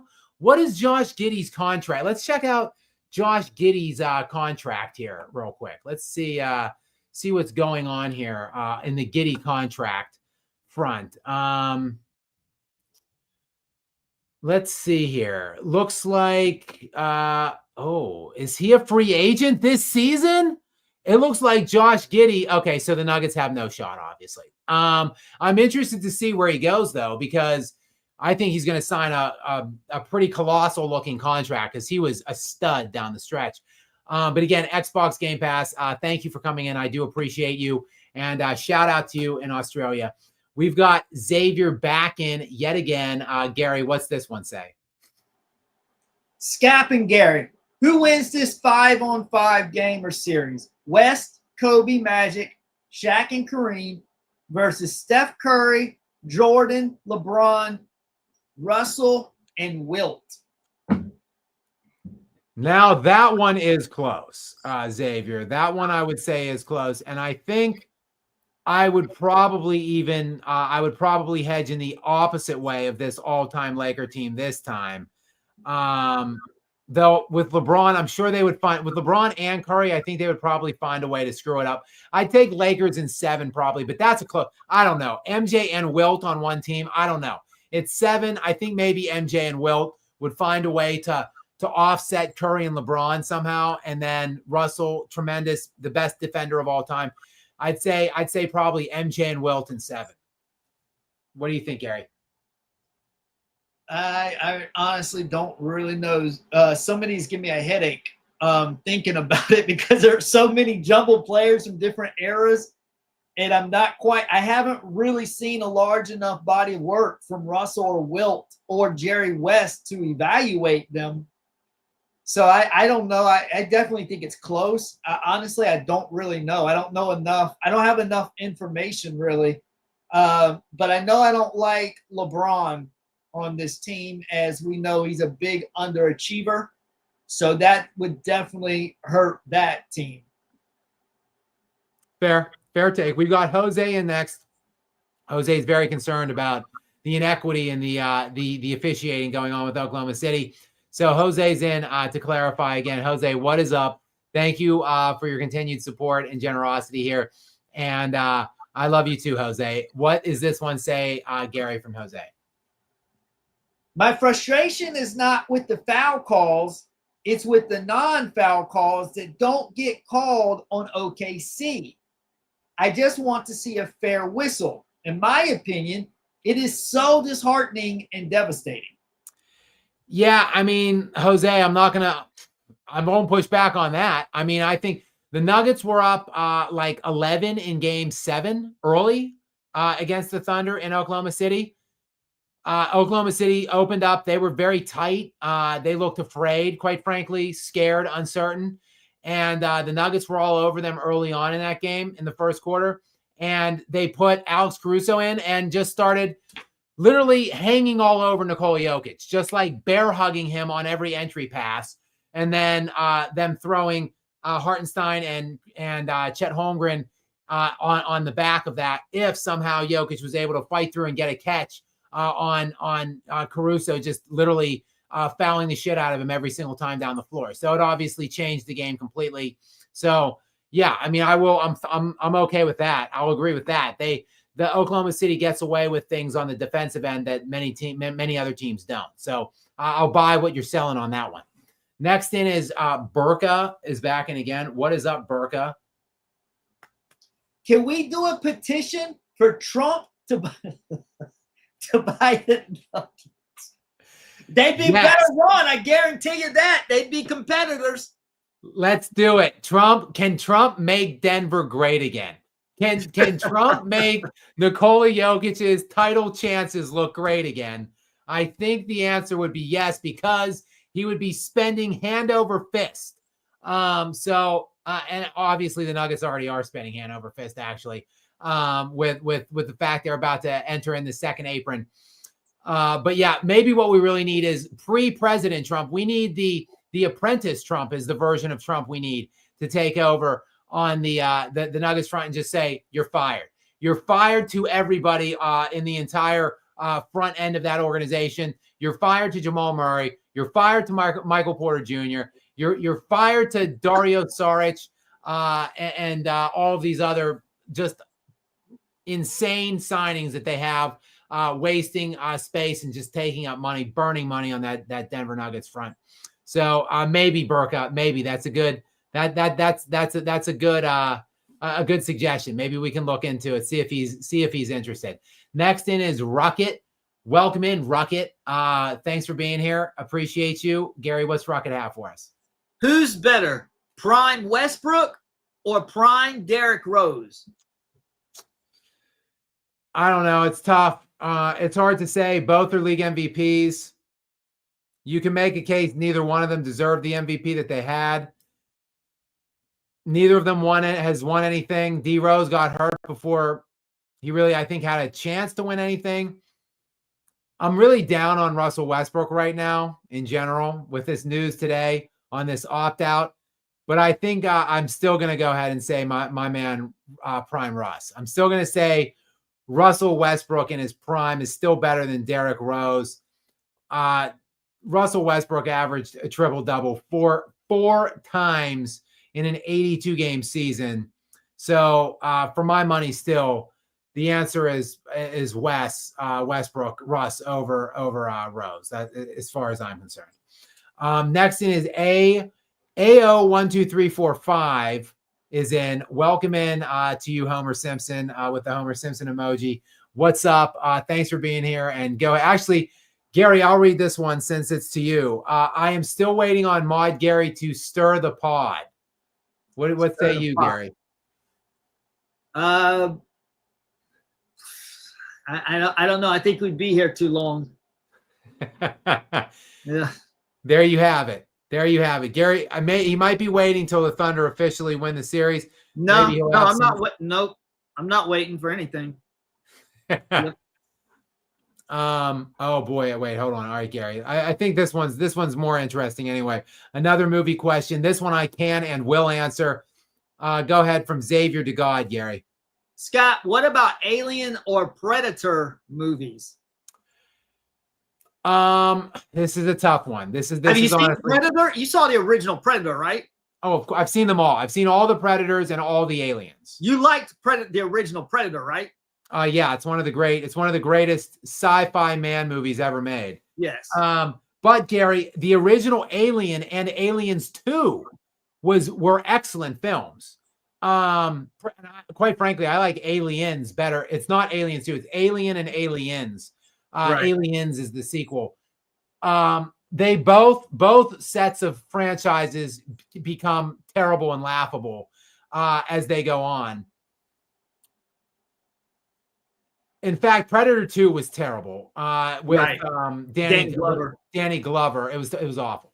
Whereas, like I said, Aliens was a fantastic film.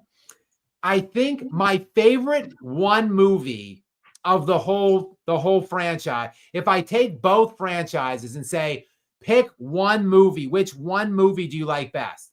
It would be the first Predator with Arnold. Yes. It's the best. It's the best 100%. one of all, the whole whatever. There's like 13 total of these movies cumulatively. If you ask me which was the better franchise as a whole, I would say Alien.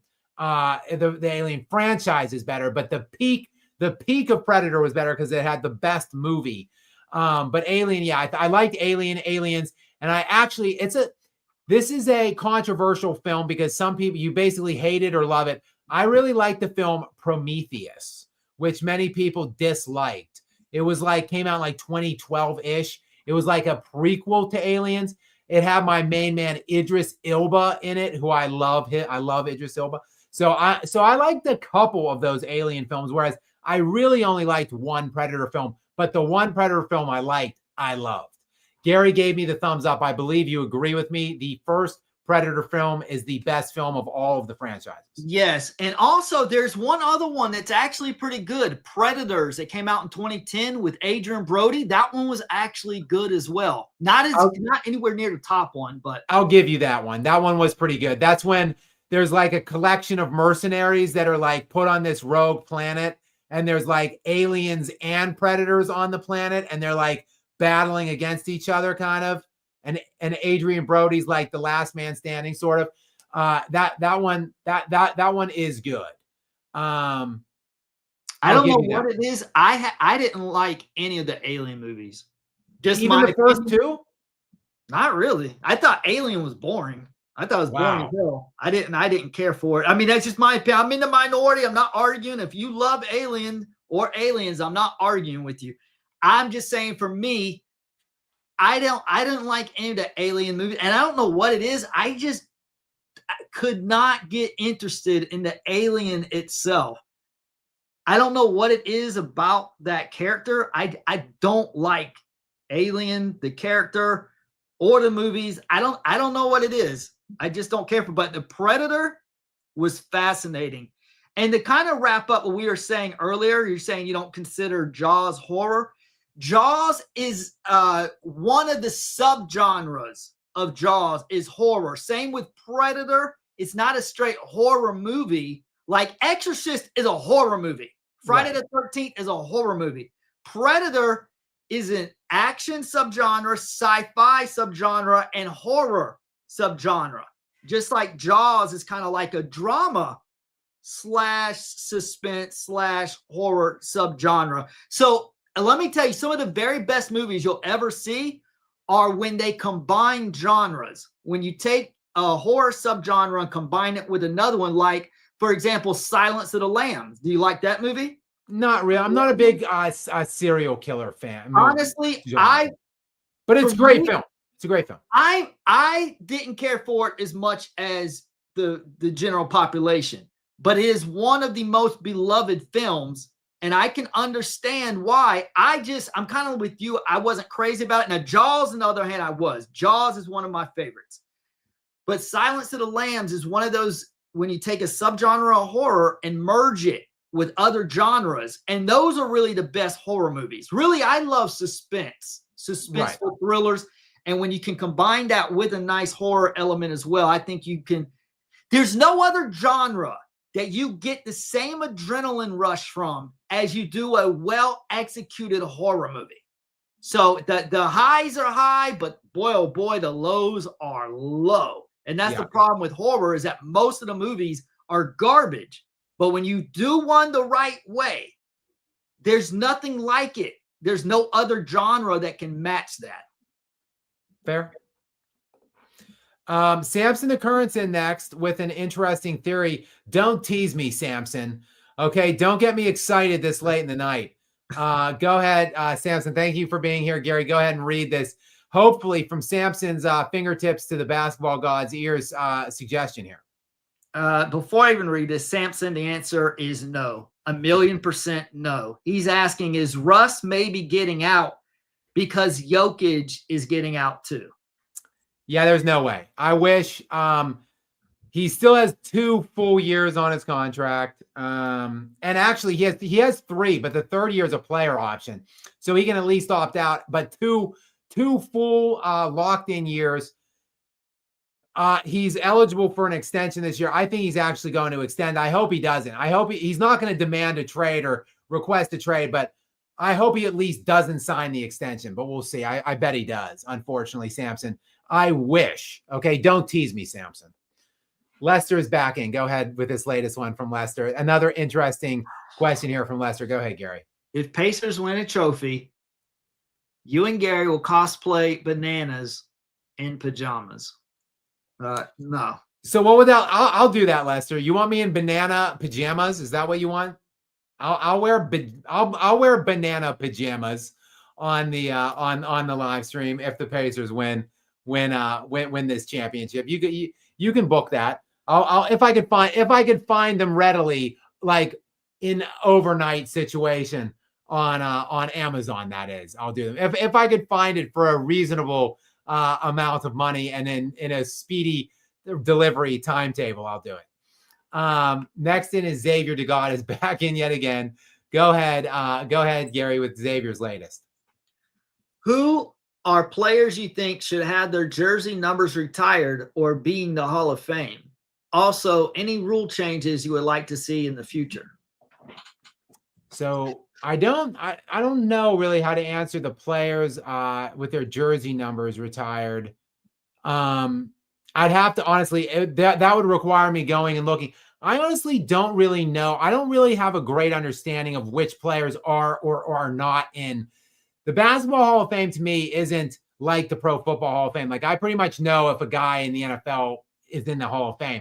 In the NBA, I'm not that certain. It's not the NBA Hall of Fame. It's the Naismith Memorial Basketball Hall of Fame. So there's guys in there from that were just great. Collegiate players, international players, broadcasters, coaches, et cetera, et cetera, et cetera. So I'd have to go. That's a longer, more protracted question for me to answer. I'd have to go and look and see which guys maybe I think have not been put in the hall that I feel are deserving, or like that should have had jerseys retired that didn't. That's something I'll have to look into maybe and answer at a later time. But for the rules changes, yes, I would like to see some rules changes. I would like to see the illegal zoning rules put back in. So I would like the illegal defense technical foul to be reestablished, which will force essentially players into single coverages. So there won't be really zones will be illegal again. You won't be able to double and triple players anymore. It would go back to, I think they put the illegal zoning in like 2002. So it would go back to like the 90s in terms of like requiring players to essentially be manned up at all times. But in addition to that, I would put back in hand checking also, like that was in the 90s. So yes, you can't double anybody anymore, but you can put your hands all over them, smother them, move them, affect their path before they touch, and even kind of keep your hand on them, one hand on them when they have the ball. So I would put I would implement those rules back in. To me, that would reestablish some of the defensive tenacity that the game has been lacking for several years. They took, like I said, they took hand checking out. I'd have to go back and let me see exactly when hand checking was removed. Gary, do you know off the top of your head? I don't, but I mean, I can find 2004, 2005. So in 2004, 2005, hand checking was removed. And then I'm just checking the illegal defense. That was also 2004, 2005.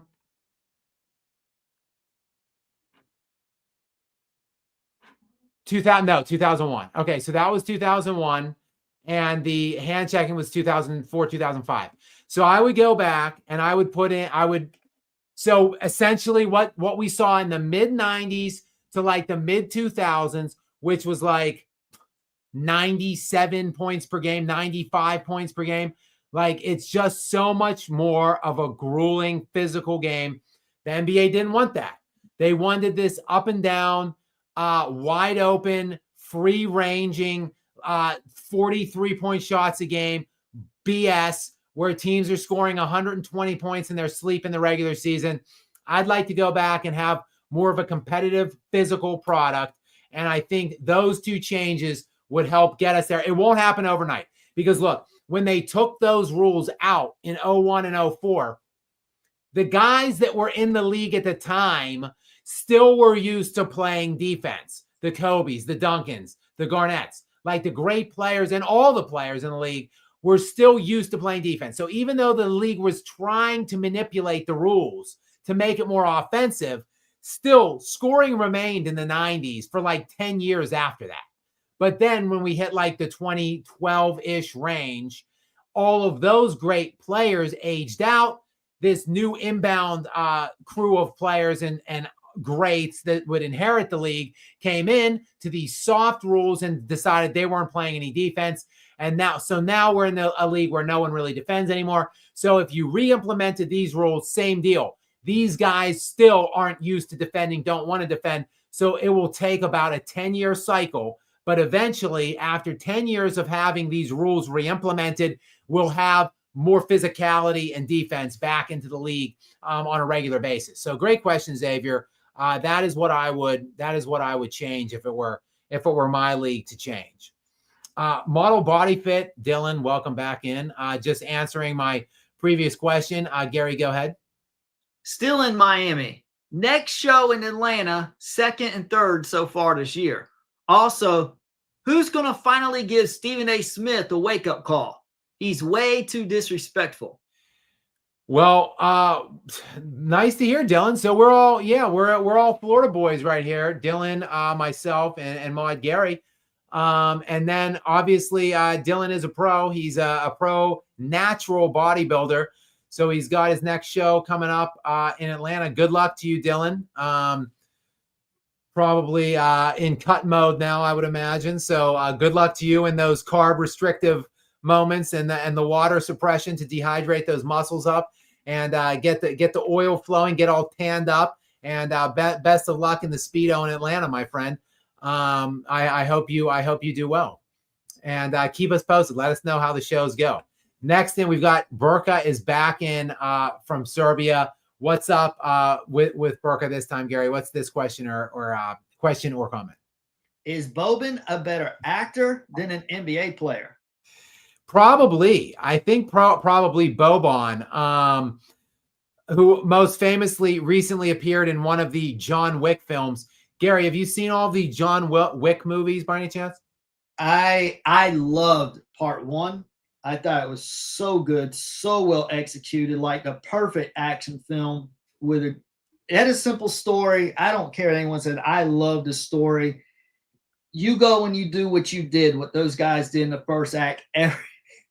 Everything John did afterwards to that entire agency was justified for that horrific act that was done in the first act of the movie. Part 2, I thought was good, but not as good as the first one. I loved the final sequence at the end of part 2 where John is sprinting through the park with his new dog by his side. That's how you leave a movie like, I want to see part 3 right now. That is how you leave your audience wanting more. Part 3, I honestly was getting tired of it. Halfway through, I was getting bored, and then the ending of part 3 was the opposite of the ending of part 2. I was like, this just jumped the shark. This is dumb. What happened in the part 3? Therefore, I skipped part 4, and I have had no more interest. I will go and revisit part 1 and 2 if I want to remember John Wick. Yeah, so I'm with you honestly on that whole take. I did see 4. I saw it in theaters actually. I love the franchise in general. I love Keanu Reeves. I love the character, but yeah, 3 I did not like that much. I did see 4 in theaters, and it was outrageous. It was just ridiculous. It just goes way too far. Like part 3 went too far, right? Yeah, for sure. Yeah. I mean, he like part 1 had such a gritty realism feel to it, where like you could feel like you got the sense like it took a toll from him physically, right? Like there was like the one fight sequence with the woman in the hotel, like you could feel like, and he's like in the bath or whatever afterwards, and he's all messed up, and he's hurting kind of, and he's taking the medicine, the pills and stuff to the painkillers to like get through. It goes from that to by 4, he's a damn superhero. Like he should be in like a Marvel movie. Like he's getting hit by cars, he's falling down these like 300 flights of steps, he's falling off like 2 stories of balconies, and like he's just totally fine and still killing like a room of like 80 people, like with his bulletproof, like impenetrable jacket. It just got ridiculous. It got too ridiculous and outlandish by the end. And if the thing is, it was such a departure of the first one. Like if that was the tone you set from the beginning in the first one, and that was like the precedence that you set, but don't ground it in realism in the beginning stages in the first one and most of the second one, and then get to this ridiculous, outlandish, like overworked plot and crazy sensationalized action, and like just there were just no stakes, I don't think, by the end physically for him. It was just crazy. But to the point of Burka here, Boban, you saw the one with Boban, the huge giant that he fights in the library? The opening sequence of part 3, correct? Yeah. Where he fought Boban in the library, I believe. I don't recall either way Boban being like a great actor or a bad actor. He's got that big body, kind of like that dude they called Jaws that was in the James Bond movies in the 70s. I believe he was in a Happy Gilmore movie. He's just a dude who's like 7 feet tall, looked like a giant. That's kind of who Boban reminded me of. I didn't think he stood out necessarily as good or bad, just a big body. I don't think he's a great actor, but I think he's a better actor than he is at basketball, I think. Let me just see. I want to check Boban's stats right now. And the thing is about Boban, everyone loves him as a person. You know, he's not a great basketball player, but he's one of the most popular players. Every team he plays for, like the fans flock to him because he's very charismatic. People just love the guy. I actually cannot believe he's been in the league this long. He's been in the league for 9 years. I'm sorry, he was out of the league. His last year was 2023, 2024. But he had a 9-year NBA career. 3 years with Dallas, 2 years with LA Clippers, 2 years with Detroit, 2 years with Houston, 1 year with San Antonio, 1 year with Philly. So a bit of a journeyman.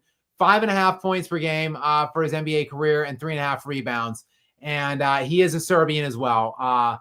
And he is list height and weight is 7'4", 290 pounds. And I cannot believe this guy is younger than me, actually. I'm looking at his picture now, and it is shocking. He is more than a couple years younger than I am, believe it or not. So that thank you, Burka. That makes me feel bad for the night now, knowing that Boban is younger by several years than I am.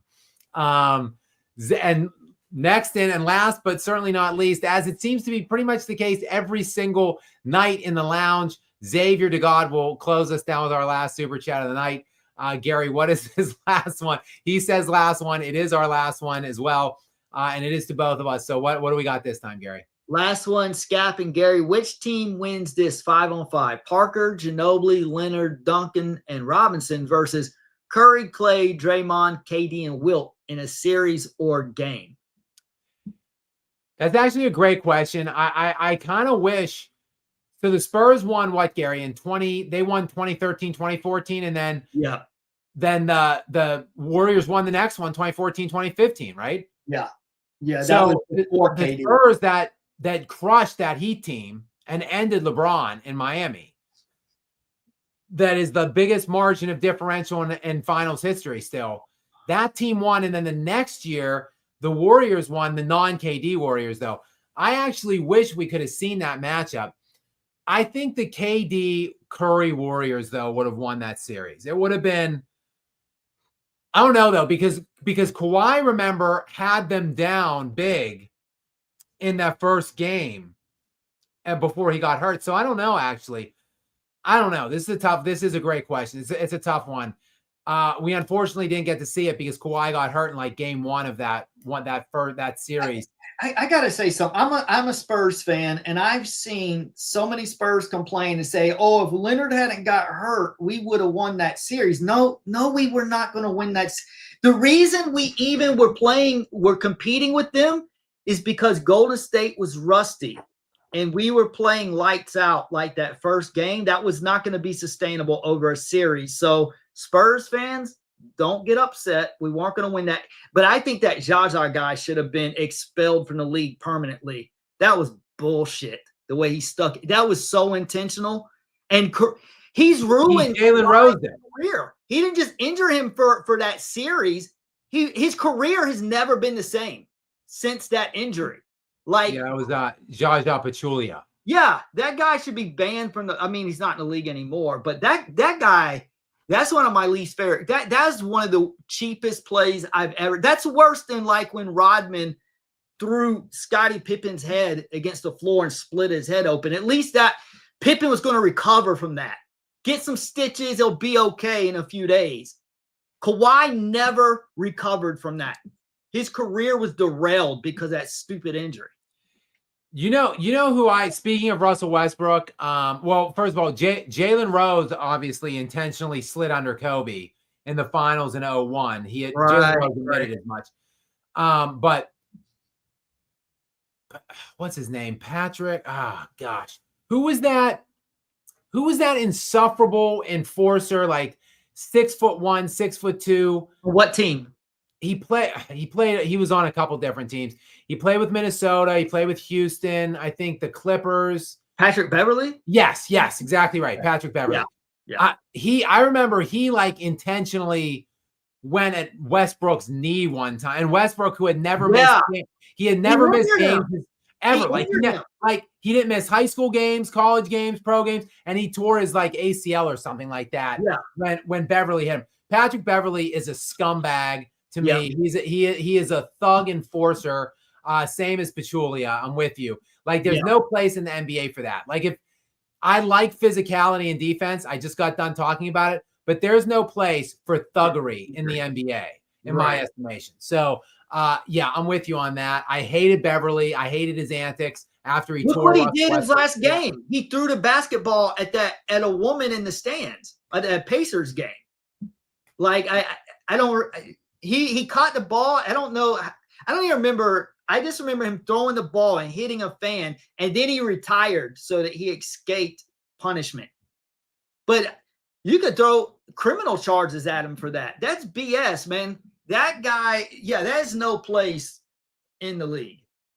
Yeah, he was one of my most hated. I'm always asked about that, like my most disliked players or hate players or whatever. Like, I never really think about him, but I really dislike Patrick Beverly. He's a career 8-point per game scorer in the NBA, 8 point per game, and God knows how much money this guy made. Remember when he was crying, celebrating when the Timberwolves won that play-in tournament? Yes. Yep. He acted like they were winning. They won the championship. Yeah, he jumped up on the scores table and like ripped his jersey off and stuff. Right. Yeah, that's kind of a loser.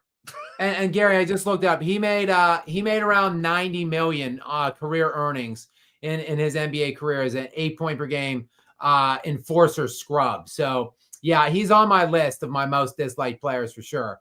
Yeah. But great question, Xavier. I'm with Gary though. I do lean the Warriors win that for sure. Just because they're just so tough to match up with Steph and KD, and the fact that they were one of the 2 best defensive teams in the NBA too at that point in time. They were very, very tough to match up with. Xavier's, he said last one before, but he's back in again. Gary, what's this one from Xavier? I think he meant last scenario comparison, not necessarily last comment. Is LeBron better as a basketball player or an actor? Now, this is a tough one. This is a tough one, but I'm probably going to say he's probably a little better in basketball. I'd say a little bit better in basketball. For sure.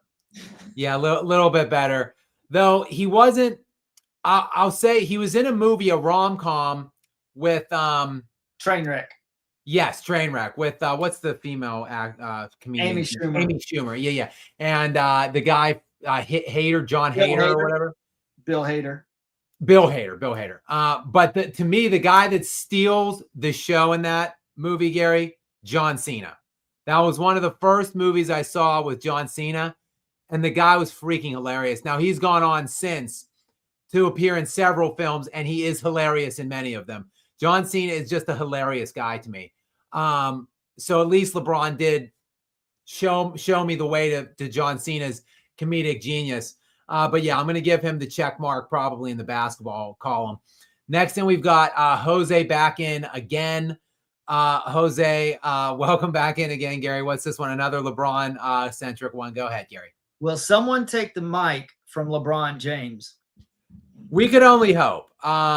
We could only hope. I every time I'm not trying to find it, I don't want to hear it, but I inevitably stumble upon some cut or some piece of this Mind the Game podcast with Steve Nash, and then I feel compelled that like I have to talk about it. So I'm not listening to these things. I don't tune into them regularly. I can't help it. I just see them, and then I'm like, damn it, I'm going to have to make a video about this. So I wish someone could take the microphone away from LeBron. Please, by all means. And Steve Nash is it's insufferable to see him because I used to be a big fan of Steve Nash. Now I can't stand him. He's been reduced to nothing more than a bootlicker and a jock sniffer, and it is sad to see his downward spiral from a once really great basketball player. Okay, we've got. Wait, let me ask. What if Clutch Sports contacted you and said, Skap, Mind the Game Season 3, we want you to interview LeBron, and you got to play the role like Nash and JJ, and you don't have to disrespect Jordan or Kobe. You don't even have to say that LeBron's better, but you just have to smile on LeBron's face and agree with everything. Like when he says, oh, they're saying that I don't have a bag and I've got 50 million points. You've got to smile in his face and be like, yeah, those guys are crazy. No, I couldn't do it. I don't think I could do it. What about for $1 million? 1 million, just a single mil? Yeah. No, I don't think so. No? 5 million. 5 million. You would do it for 5. 5 million, I would have to do it. Okay. What about 10 million, but you have to say LeBron's the GOAT? I'd have to see the money, Gary. I'd have to see it, smell it. It's impossible to say unless the offer's concrete, right? A transfer wouldn't even be able to work, Gary. I need to smell the money, feel it on my face, lay in it, do like snow angels in it before I could even wrap my head around saying such a thing. Got it. We've got Xavier back in yet again for yet another final message. What's this one say, Gary? Fun fact: Zaza changed fan voting for All-Star games. That is a fun fact. I don't know that. I did not know that. I don't know how exactly that is that he went about doing that, but I'm interested to at least type it in. Yeah, I don't know about that either. You got to elaborate, Xavier. As we all know, the NBA changed the fan voting rules of the All-Star game a couple of years ago, partly due to Zaza Pachulia but why didn't they change the rules after Iverson was voted a starter in 2010? So I don't know. So apparently, was Zaza Pachulia voted, and was he voted an all-star at some point? All-star cheap shot artist. He was not. He was never an all-star. So I don't know. Yeah. What do you mean? Can you let us know what details? Because this is going over both of our heads. Xavier, there had to have been some moment when he was voted an all-star, but then the NBA just took him out of the game or something, because there's a Reddit post mention of it. I found an article from 2017. Warriors Zaza Pachulia continues to rack up votes. A week ago, when Zaza Pachulia popped up second among Western Conference frontcourt players in the initial fan balloting returns to determine starters for the 2017 NBA All-Star Game, it looked like another round of internet goofing off.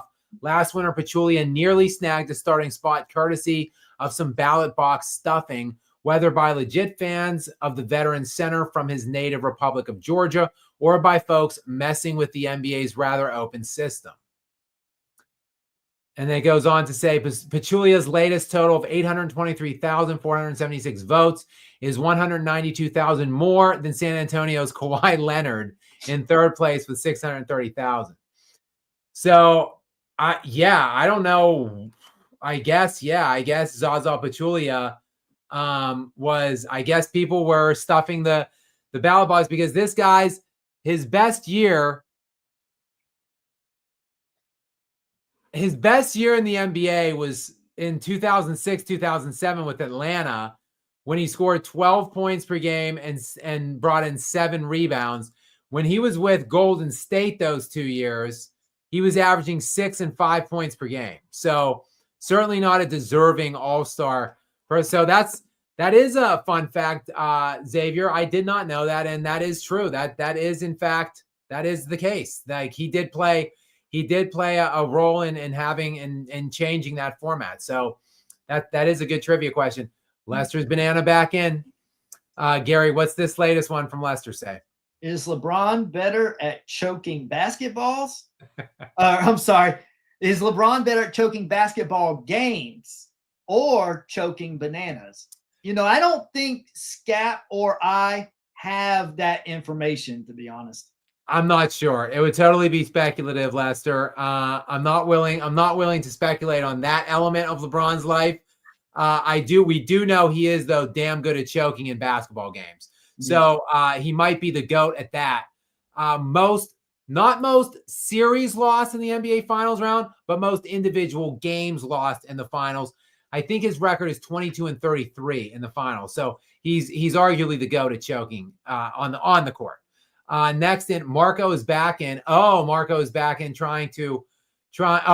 he's clarifying. Go ahead and clarify, Gary. Sorry, guys. Hate trolls from chat. You liked Paige, what is it, Stojakovic? So I guess the clowns, the last one Marco sent that were clowns, was referencing, I'm trying to get back up to Marco's last, Jay Smith and Dean Na. Okay. So I'll just write those guys down. Jay Smith and Dean Na, if you are still on. I'm going to be looking you two guys up. I don't mind a little lighthearted banter. I don't mind people calling me an idiot or making fun of me. I will not tolerate certain language to be used in the chat or certain kinds of commentary. So I will go back and I will look at them, and if they're using unsavory language, Jay Smith and Dean Na, you might be finding yourself getting banned.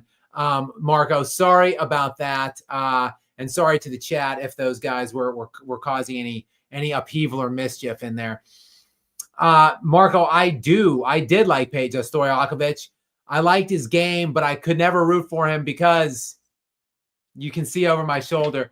Kobe, I was a humongous diehard Los Angeles Lakers fan back when Peja was at his peak and he was playing with the Lakers' hated rival, the Sacramento Kings, or the Sacramento Queens, as Shaquille O'Neal famously glossed them once. So I couldn't fully appreciate Peja, but he was a tremendous player, and I definitely respected him as a player, and I loved his game. We've got Mark Law in. Mark, welcome to the party, pal. Always glad to have you in here. A long time, I'd say, supporter of the channel overall, not just these live streams. So, Mark, welcome in. Gary, what is the question or comment? Question to both of you. What's a film, TV show have you seen multiple times, but not necessarily your favorite? 2, top 3 favorite sports films. Oh, boy. Well, I've seen so many movies. I don't know, 25,000 movies probably in my lifetime. I've seen a lot of movies multiple times. I've seen many movies multiple times in theaters. The movie I saw the most in theaters, The Dark Knight, 10 times. I knew every line in the entire film by the time it came out of theaters. I saw it 4 times. I thought I saw it a lot. 10 times. And Gary, it's because I was a very prolific moviegoer in my youth. And there was a movie theater back where I grew up in. I don't want to paint myself. I don't want to confess to criminal behavior, but there was a movie theater back where I grew up, and it was very understaffed. So I would often go in with friends and buy a matinee ticket at like noon. And watch 2 o'clock, 4 o'clock, 6 o'clock, 8 o'clock. I did the same thing. I'd go see like 3-4 movies. So I basically would build, whenever a new movie would come out in that summer, 2008, I would go see that new movie, pay for the new movie, then I would slide into The Dark Knight afterwards. Whenever, if I had to wait like a half an hour or whatever, I'd just wait in the theater or whatever. Right. But that's how I ended up seeing it 10 times. I think I only paid probably 3 times to see it. But yeah, so I've seen a lot of movies. I'm trying to think of a movie that I've seen. If I see a movie, if I watch it over and over and over again, though, it generally would be a movie that I liked. I can't really think of a movie that like. It's just saying not necessarily your favorite. A movie, of course, you'll like it, but not necessarily your favorite. I mean, I'm trying to think here. I've seen a lot of Nicolas, but see, I do love the Nicolas Cage catalog from like the mid 90s. Cause I was like, whatever, I was like a young teenager when, like The Rock, Con Air, Face Off came out. Like those movies aren't necessarily spectacular films in terms of like critical appeal necessarily, but like, I really do love those movies. And like, I've seen them many times. But I like them. So I like, they are, I mean, they're not like top 10 or 20 movies, but they're like high. Like I do like them for rewatch. I don't know. This is a tough question. Well, Face Off and Con Air. That's a good answer. Yeah, I mean, Con Air is not like, I don't love the movie. It's not like I don't think it's a great movie, but I've seen it a ton of times. Like I've seen it a lot. So yeah, maybe that. I've seen a lot. I've seen. Like, I like crappy B action movies, too, from, like, the 80s, like Jean-Claude Van Damme films and Steven Seagal films. Like, so I've seen, like, I've seen their whole catalogs probably multiple times, and they make some shitty movies. Like, some of their movies are really freaking terrible. So, yeah, I mean, there's a lot. I've seen a lot. Lionheart. But you said Jean-Claude Van Damme. Lionheart, to me, is his absolute best movie. It's got a great story. It's well executed. I know it's a little over the top but pretty much all action movies are over the top to an extent. I love Lionheart. That's actually like a top 10, top 15 favorite movie of mine. And I love the ending. I know that I didn't really think the ending was predictable, to be honest. I honestly didn't see that coming. I actually really liked the ending. I'm trying to think. I was just racking my brain. I think Lionheart is in my running for my top 2 or 3 favorite JCVD films.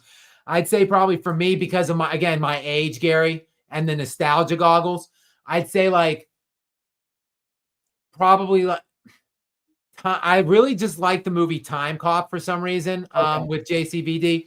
And I'd say probably other than that, like probably Lionheart. Obviously, Kickboxer is just coming to mind for me too. But yeah, those are I'd say Lionheart's probably is my favorite one too. Yeah, and Hard Cyborg, Target was also an underrated JCVD film. Cyborg was good, and Death Warrant was also very good. Also, Gary, I grew up, as we all know, as I say from time to time, Pittsburgh, Pennsylvania. So sudden death, like in the Game 7 Yeah. of the Stanley Cup. Like I Yeah. gotta mention that. Yeah. That's just a fun movie. Turn your brain off and have fun with it. Yeah, and you'll enjoy it. Right. Exactly. Favorite sports films? Wow. Miracle. Quite a question. Go, Gary. Why don't you go? Why don't you? Yeah, you go first. Miracle, Rocky. And I have to think a bit more. You would agree with Miracle, right? You liked Miracle? It's not one I love Miracle, and I love Kurt Russell. He's one of my like 5 favorite actors. So it's in my top probably 5. But I'm not a big hockey fan though in general, which is why I skew more like football and basketball for my sports. So therefore I like more football, basketball centric films. Probably Remember the Titans. Remember Titans, Rocky, and Miracle off the top of my head. And I may change that. There may be something I'm not thinking about, but those 3 off the top of my head. All excellent films. And someone in the chat just said the program. I like that a lot. Craig Sheffer, Omar Epps, Halle Berry. I like that. What's that? James Caan, the coach, I believe. I really like the program as well. There's almost too many for me to even mention. I think I really love the movie, the original. I think they made a remake. I'll never see it. The original White Men Can't Jump with Wesley Snipes and Woody Harrelson. It just has to be mentioned. I think it would have to fit somewhere in my top 3. I love that movie. I don't think it makes the cut for the top 3, but it's just sticking out. And I feel like I have to mention it. Above the Rim with Leon, Dwayne Martin, and Tupac Shakur. Regulator, Warren G. I remember that. Yes, and Warren G. Yes, that's the soundtrack. Yes. And there's The Regulators, I think, is the song that plays in the credits. Yeah. It's just a great film. And it's just got so much 90s nostalgia built up for me that I just felt like I needed to mention it. But yes, Rocky is won Best Picture. Like Sylvester Stallone won an Academy Award for Best Screenplay, and the movie Rocky won the Academy Award for Best Picture. So like that's got to be in there. And then I like the movie. It's not a great movie, but I just love the film. I'm not going to be apologetic for it. And damn it, the speech by Al Pacino in the movie is one of the greatest speeches in cinematic history. Any Given Sunday, the 6 inches in front of your face speech by Al Pacino. I just love that movie. The cast is insane. I think Terrell Owens is in it. Jim Brown is in it. Obviously Jamie Foxx and Dennis Quaid in it alongside young Aaron Eckhart and Al Pacino. And finally, Gary, last but not least, maybe my favorite Tom Cruise movie. And we all know how much I love Tom Cruise. Jerry Maguire is arguably my favorite Tom Cruise movie of them all. And it is a sports movie. So that movie has to be mentioned. Genre. Right. Yep. But that's a great question by Mark. And I'm sorry I named more. I named more than 3. Because we're trying to filter them down to 3 because it is kind of hard. Yeah, I mean, there's a lot of good ones. Anytime you say, hey, name this particular movie genre, your top 3, then you're going to brainstorm. You're going to come up with a bunch of different ones you're going to name out. Shout out to the chat, Glory Road and Coach Carter, which are a couple of good ones as well. Also, yeah. And I also really liked Above the Rim. It wouldn't be a top 3 for me, but it might be like top 5 or top 6, somewhere around there. I remember that was a good time in my life. That was in 94, 95. And I saw that multiple times at the theater as well. I really liked that one.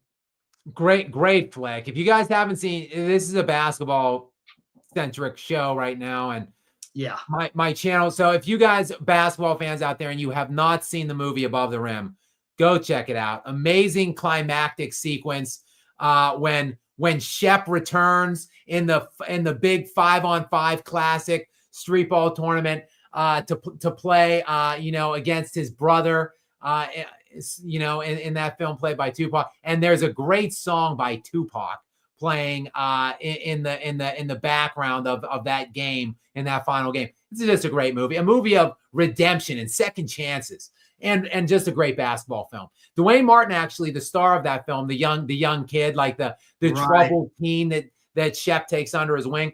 He's actually in White Men Can't Jump too. He's on the team, the final team, the 2-on-2 that they play, that Woody, that Sidney Dean and Billy Hoyle play in the final when they win the $5,000.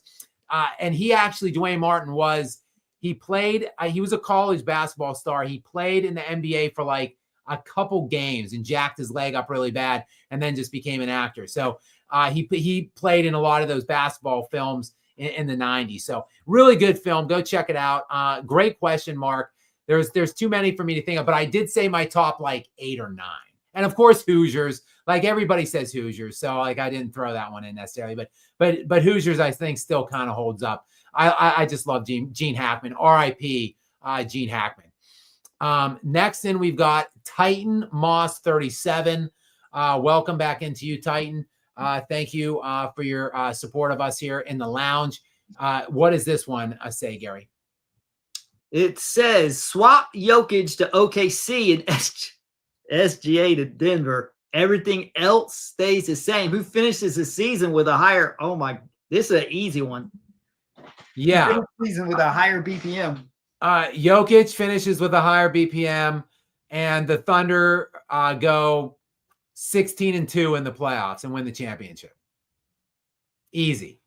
Not even. Yeah. The Thunder wouldn't break. The Thunder would play like they should be playing now. They would actually do that if they had Nikola Jokic. Season would be over right now. For sure. Yeah. For sure. Because the Thunder are so great defensively. They have like 6 or 7 great defensive players. Literally, all Nikola Jokic would have to do is either score, and people wouldn't really be able to double him. Not as much as they do in Denver, at least. Or facilitate to others. That's it. That's all he'd have to do. He wouldn't have to strain or try or burden himself at all defensively. The Thunder would be an unstoppable entity. Meanwhile, Denver, I don't even know if they. Look, this isn't tongue in cheek. I honestly don't know if Denver would make the playoffs with SGA. I really don't know. In the Western Conference, I think maybe they would be an 8 or 7 seed, because I think they would make the play-in, and then they would have to be a play-in team, and then they would probably win one of the games and get in to the series and then lose in the first round. So yeah, that was an easy question. Thank you for the softball, Titan. I appreciate it. And Vacation Wealth Partners has come in here. Vacation Wealth Partners, welcome into the show tonight. Thank you so much for being here and your ongoing support of us. Gary, what is the question or comment here from Vacation Wealth Partners? Popping on to show support. Looks like I missed a good game. RIP Lester's Banana. Yeah, good game. The Pacers looked like they had it. Looked like they were going to seize ultimate control of this series and maybe win the NBA championship series, believe it or not. But then when it actually counted and the Thunder actually had to try to play basketball and not just phone it in for 3 quarters, they actually played like the Thunder in the fourth quarter. And lo and behold, they won the fourth quarter, 31-17. And that 7-point deficit to begin the fourth turned around to a 6-7 point win. 111-104 was the final. So yeah, it was a good game. Not surprised. Actually, I am surprised it was a good game. I was expecting the Thunder to win by 30 or 40 because they should have. Instead, they played around for 3.5 quarters and then decided, well, geez, I guess we might as well try to win this game and not be down 3-1. Thanks for breaking a sweat in the last 6 minutes, guys. And now it is Xavier DeGod in again, trying to close the show. I keep saying this is the last one because I keep saying that, and then like 3 or 4 more things trickle in. But I think this is the last one. Xavier DeGod in to close the show out. What do we have from Xavier DeGod this time, Gary? Okay, this is an easy answer, so we may have to settle for our second favorite to make this interesting, because the obvious answer, Skap and Gary, have any favorite comic book films? Obviously, it's Dark Knight, correct? Yeah, it's Yeah. The So Dark what- Knight is one of my top 5 favorite movies of all Yeah, time. mine As as I well. just said, I saw it 10 times in the movie theaters. So I know every line in that film. The Dark Knight is such a breathtaking feat and accomplishment to me. When I saw that movie in '08, the first time I saw it, and the credit and the credits rolled and the lights came on, there was just silence. I saw it opening night, so the Yeah. movie theater was packed. I was Yeah. up in the corner, up high in the corner with a couple friends, and nobody spoke. Like, not just me and my friends, like the whole movie theater was just silent for like a minute. Like, there was just a beat where like nobody moved. There wasn't like shuffling or people going to the exit. There was no clamoring or clatter or talking or anything going on. It was just silence for like a minute, because the movie was such a remarkable accomplishment in my estimation. It transcended. When people say comic book movie or summer blockbuster, there's like a certain negative connotation to that. Like, it's not like an effective dramatic vessel. But that movie, to me, when the credits rolled, I was like, that wasn't even a superhero movie. That was basically that was like the Godfather, pretty much, only disguised as a superhero movie.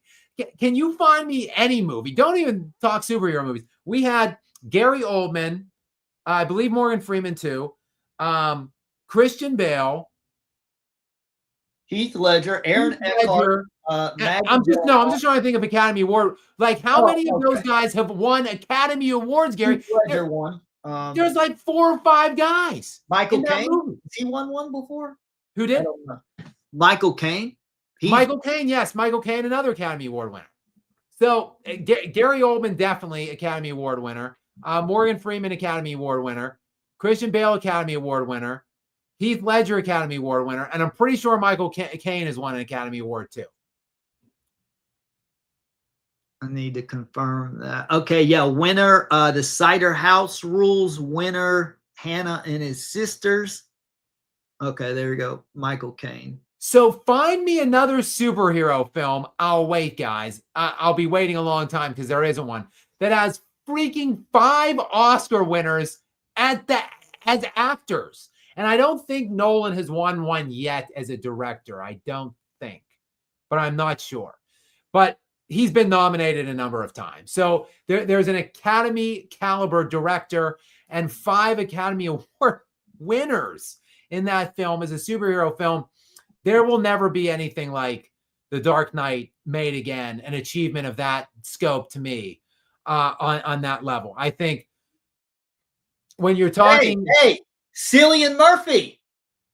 Oh, there you go. Yeah, he just won for... Yeah, so make that sit. Yeah, make that... Now, he was in The Dark Knight. He was at the beginning when he pulls... And he's in that franchise because it's a trilogy. Right. So he's in that franchise. So even if you wanted to say the franchise, which to me is the greatest trilogy of all time, in my opinion. If we're looking franchise, Gary, then Liam Neeson too.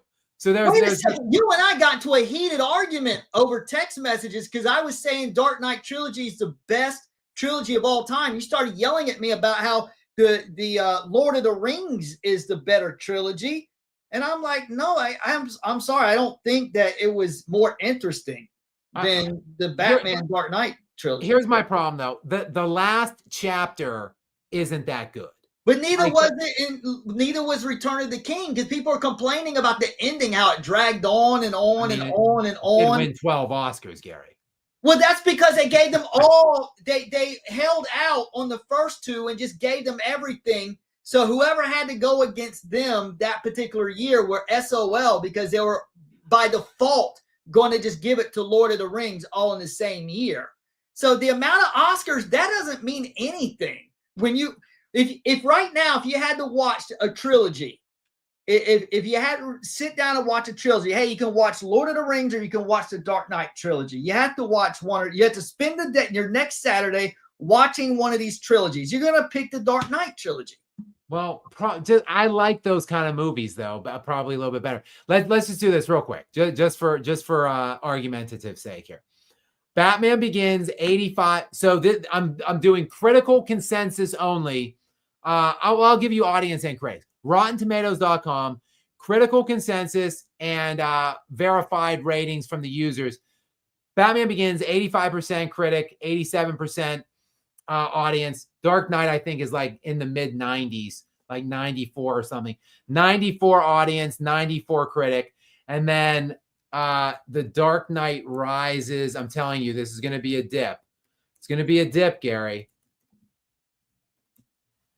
I'm not. I'm not saying it's not a dip. Still not bad though. 87 critic and 90 on the audience. But all right, let's do Lord of the Rings. I'm just going to do Lord of the Rings and just get them all, hopefully, so I don't have to type them all in. All right, so Lord of the Rings, The Fellowship of the Rings, 92%. Lord of the Rings, this is critical, 92% critical, 95% critical on The Two Towers, 94% critical on The Return of the King. The Return of the King, 94% critical, 86 on the audience, from the audience standpoint. So it's tight. I mean, I'd say, yeah, they're two great trilogies. Godfather you can throw into, even though, again, we're talking third ones, dips in the third one. Obviously, the third one is highly criticized on The Godfather. And then, look, I'm a big Indiana Jones fan. Raiders of the Lost Ark, arguably my favorite film. If you just drop those bullshitty last two pieces of garbage, of which I didn't even see the last one at all. I left the theater in the middle of the fourth one and never watched it. But the first three of that trilogy, I really loved, the Indy franchise as well. I don't know. You can throw a couple ones in. The Matrix, although the third one was no good in that one either. So it's tough to hold the fort on the third one, I think, is what we're seeing. I have another name for you. There is going to be another Oscar winner in The Dark Knight in a supporting role, that David Dastmalchian guy. He's a phenomenal actor. I have no doubt that he will at least be nominated for an Academy Award in the future, and probably there's going to be some role he plays where he wins. He finally got a starring role in Late Night with the Devil a couple years ago and crushed it, and he's getting more notoriety now. I can see him being an Oscar contender in the future. So there you have it. Dark Knight, easy answer. Although I'll slide in. I really like, just because The Dark Knight's such an easy answer, I will say I like some other movies. I like the first Iron Man. I like the first Guardians of the Galaxy. I like the second Captain America, The Winter Soldier. Winter Soldier might be my second favorite superhero movie. I like the first, not Endgame, but the first one where like half the people vanish on the Thanos snap. What's that one? Infinity War or something? I didn't watch it. I kind of like that one. Try to think. Okay, so here's one. Logan, with Hugh Jackman in the third Wolverine standalone film he played, where he's like doesn't have his healing powers and he's kind of like losing his powers throughout the film. Have you ever seen that movie, Gary? No, I don't watch a lot of comic book movies. It's a phenomenal film. It's not from an enjoyability standpoint. It rivals The Dark Knight from a critical standpoint of like Hugh Jackman is fantastic in it. And let me look up the Rotten Tomatoes consensus rank on Logan. It's a fantastic film, Gary. You should really look into it. It's at 93% critical consensus. So like I said, that's 93. The Dark Knight was 94. It is on a level in terms of critical excellence, just the performance that Hugh Jackman delivers. I thought he could have won an Oscar for that performance. It's like an homage to like an old school Western too. I love old school Westerns, like 60s, 70s spaghetti Westerns. There's an outright reference to the movie Shane in it, which is a great old-timey Western film. And it's just the premise of the film is like Hugh Jackman aging without his powers, dying almost, and trying to find like redemption in this one last journey across the country, trying to protect and save this girl who is like a clone of him, kind of, that has her powers, trying to like save her from the evil forces that are lurking and hunting her. It is a terrific film. Patrick Stewart is in it as Xavier, and he is fantastic too. I think he was either nominated or won the Oscar for Best Supporting Actor. You should check it out, Gary. It's from 2017. The film I know what it is. Yeah, I don't. It's not a superhero film. That's the thing. Yeah. See, you don't get hung up on the fact that it's a comic book film or a superhero film. Rave about it. I've heard a lot of people rave about it. It's just there's so many movies that I want to see that I haven't got to. It's just not at the top of my. It's not at the top of my list. What about Prisoners with Hugh Jackman and Jake Gyllenhaal? Did you see that? I did. Not my favorite kind of movie. Again, that's one of those. That's a little too suspenseful for you. Yeah, it's a very. See, it's like I feel like total shit watching the movie, Gary. I think that's my thing. Like I do get it. People like that adrenaline hit. Like it's like why people like roller coasters and whatever. Like they like the haunted house things. So like they like to feel that like adrenaline of like edge of the seat, like uncertainty. Like I get it. I though, Gary, am not one of those guys. Like I like to just enjoy my film. That guy I just mentioned. That I think is going to be a future Oscar winner. He was in that movie as well. He was the one where they went to his house and they found all those snakes and they interrogated him. That was the hammer scene. The hammer scene in the sink when they've got him against when Hugh Jackman's got the hammer and he's like, no, that's Paul Dano. Oh, you're right. The other guy is like a suspect they find later on, just in a smaller role than Paul Dano's role. Gotcha. But that guy is a phenomenal actor, and I can't wait to see what he's going to do in the future. That's what made me think of Prisoners is when I thought of him, and then you said Hugh Jackman. Yeah. But yeah, it's a very gloomy movie for sure. But I really loved the ending actually, and I love the way that Jake Gyllenhaal, don't want to spoil it, but what he did at the end, and then just the ending, it just leaves you wondering. I thought it was perfect. And I'm going to be optimistic about that ending because it's one of those endings that's open. Yeah. You have to decide if it's a happy ending or a sad ending. I'm opting for the happy ending. I just thought it was just well executed, even though I can definitely see your point if it's a little too gloomy for some people. Well, and quite frankly, Jackman and Gyllenhaal, for that matter, underrated actors. I think they don't get their credit, especially Hugh Jackman. Hugh Jackman's like looked at as only Wolverine and like whatever. He's like sings and dances and like does musicals, but the guy is actually a really, really talented actor. Yes. And that scene that I'm talking about, the Paul Dano scene, of course, Dano from There Will Be Blood fame, and he played the Riddler in the newest Batman movie opposite Robert Pattinson. There's a scene where Hugh Jackman's interrogating him with like this hammer, and it is such a gripping scene. Hugh Jackman, very, very talented, underrated actor, in my opinion. Okay, finally, last but not least, Titan Moss 37 is back and wants to clarify the BPM. Gary, go ahead and read the question here. Wouldn't Jokic BPM be lower in OKC? He wouldn't be the only good player on the team like he is in Denver.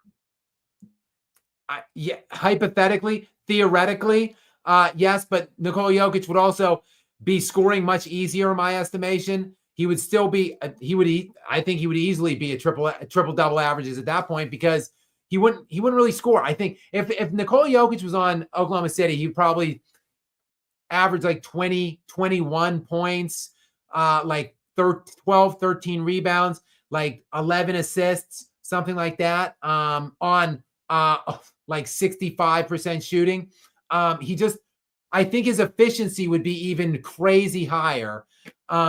And I mean, look, he would, I think he would still substantially be the most elite advanced rated player in the NBA. But I think that his efficiency would be even greater. I think with Oklahoma City, because there would be a lesser ability for opposing teams to key on him as much as they do in Denver. So I still do believe his BPM would be higher than Shai Gilgeous-Alexander's, even if you put Shai Gilgeous-Alexander. And I guess the teams aren't necessarily constructed for the other player. Like Shai, would be opposite Jamal Murray. Those two don't necessarily mesh well, whereas Jokic would have two really good bigs and Hartenstein and Holmgren, like they don't really necessarily need that then if you would swap just those two outright. So not necessarily. I think you would have to lose at least one big. Like Jokic has never had a viable backup center. Now you would give him like two elite bigs. He wouldn't necessarily really need that, but all of the wing defenders, that would be just incredible to see that. And then if you basically just pair him with Chet to back him, to defend the rim, protect the rim, that team would be unstoppable. But yeah, great question, Titan Moss. And thank you for just allowing me to have the opportunity to fantasize about Nikola Jokic playing on the Oklahoma City Thunder. And thank you to all of you guys. Oh boy, we slid enough. Did we slide one more in here? One more. Jose. One more. I was just getting ready to say goodnight. Jose is back in. What is up with this last comment by Jose, Gary? Lou Dort pushing Holly at end of game is diabolical. I missed that. Was that a dirty play? I didn't see that. Yeah, I didn't really see it either, honestly. I don't know if it was like after the final whistle or what, or if it was in the context of some kind of a gameplay. I'll have to go back. I DVR all of these games, so they all slide into my YouTube TV, endless, my whatever, unlimited cloud DVR. So I'll go back and watch the final stages of the game. Jose, you have my word on it. And I will check out the Lou Dort laying hands on Halliburton. I'll certainly, I would like to see that and see what the context was for it. But I am winding down here. I'm gassing out here. It is 2:10 in the a.m. I've been up since 8 a.m. this morning on my time. So I am pretty tired right now. And we've been on for 2 hours and 40 minutes. Did not see that coming when we started. I thought this would be an earlier night, but 47 more super chats from you guys. Appreciation to you guys. Thank you so much for all of your support, ongoing kindness and generosity here in the lounge. We do appreciate you guys so much. And just your ongoing activity and interactions here means the world to me. We will be on Monday after Game 5, pivotal Game 5. And, we'll check it out. I'm guessing the Thunder win that one. It's 10.5 points is the line right now. And I'm expecting them to have that win at home to go up 3-2 and put the Pacers on the brink of elimination, but we shall see. I have a busy little weekend lined up here, so I don't see myself getting on at all on Saturday and Sunday. So please do make sure you tune in and hop on after Monday night to check in with us here on the lounge. And happy Father's Day to any of you fathers out there. If my dad is still up and listening at this time, happy Father's Day to you, sir. Otherwise, I will be calling you sometime this weekend. And Gary, moderator Gary, many thanks to you again for your continued support here and work and energy. And everybody out there, have a great weekend. We'll see you next time in the lounge, which will be Monday.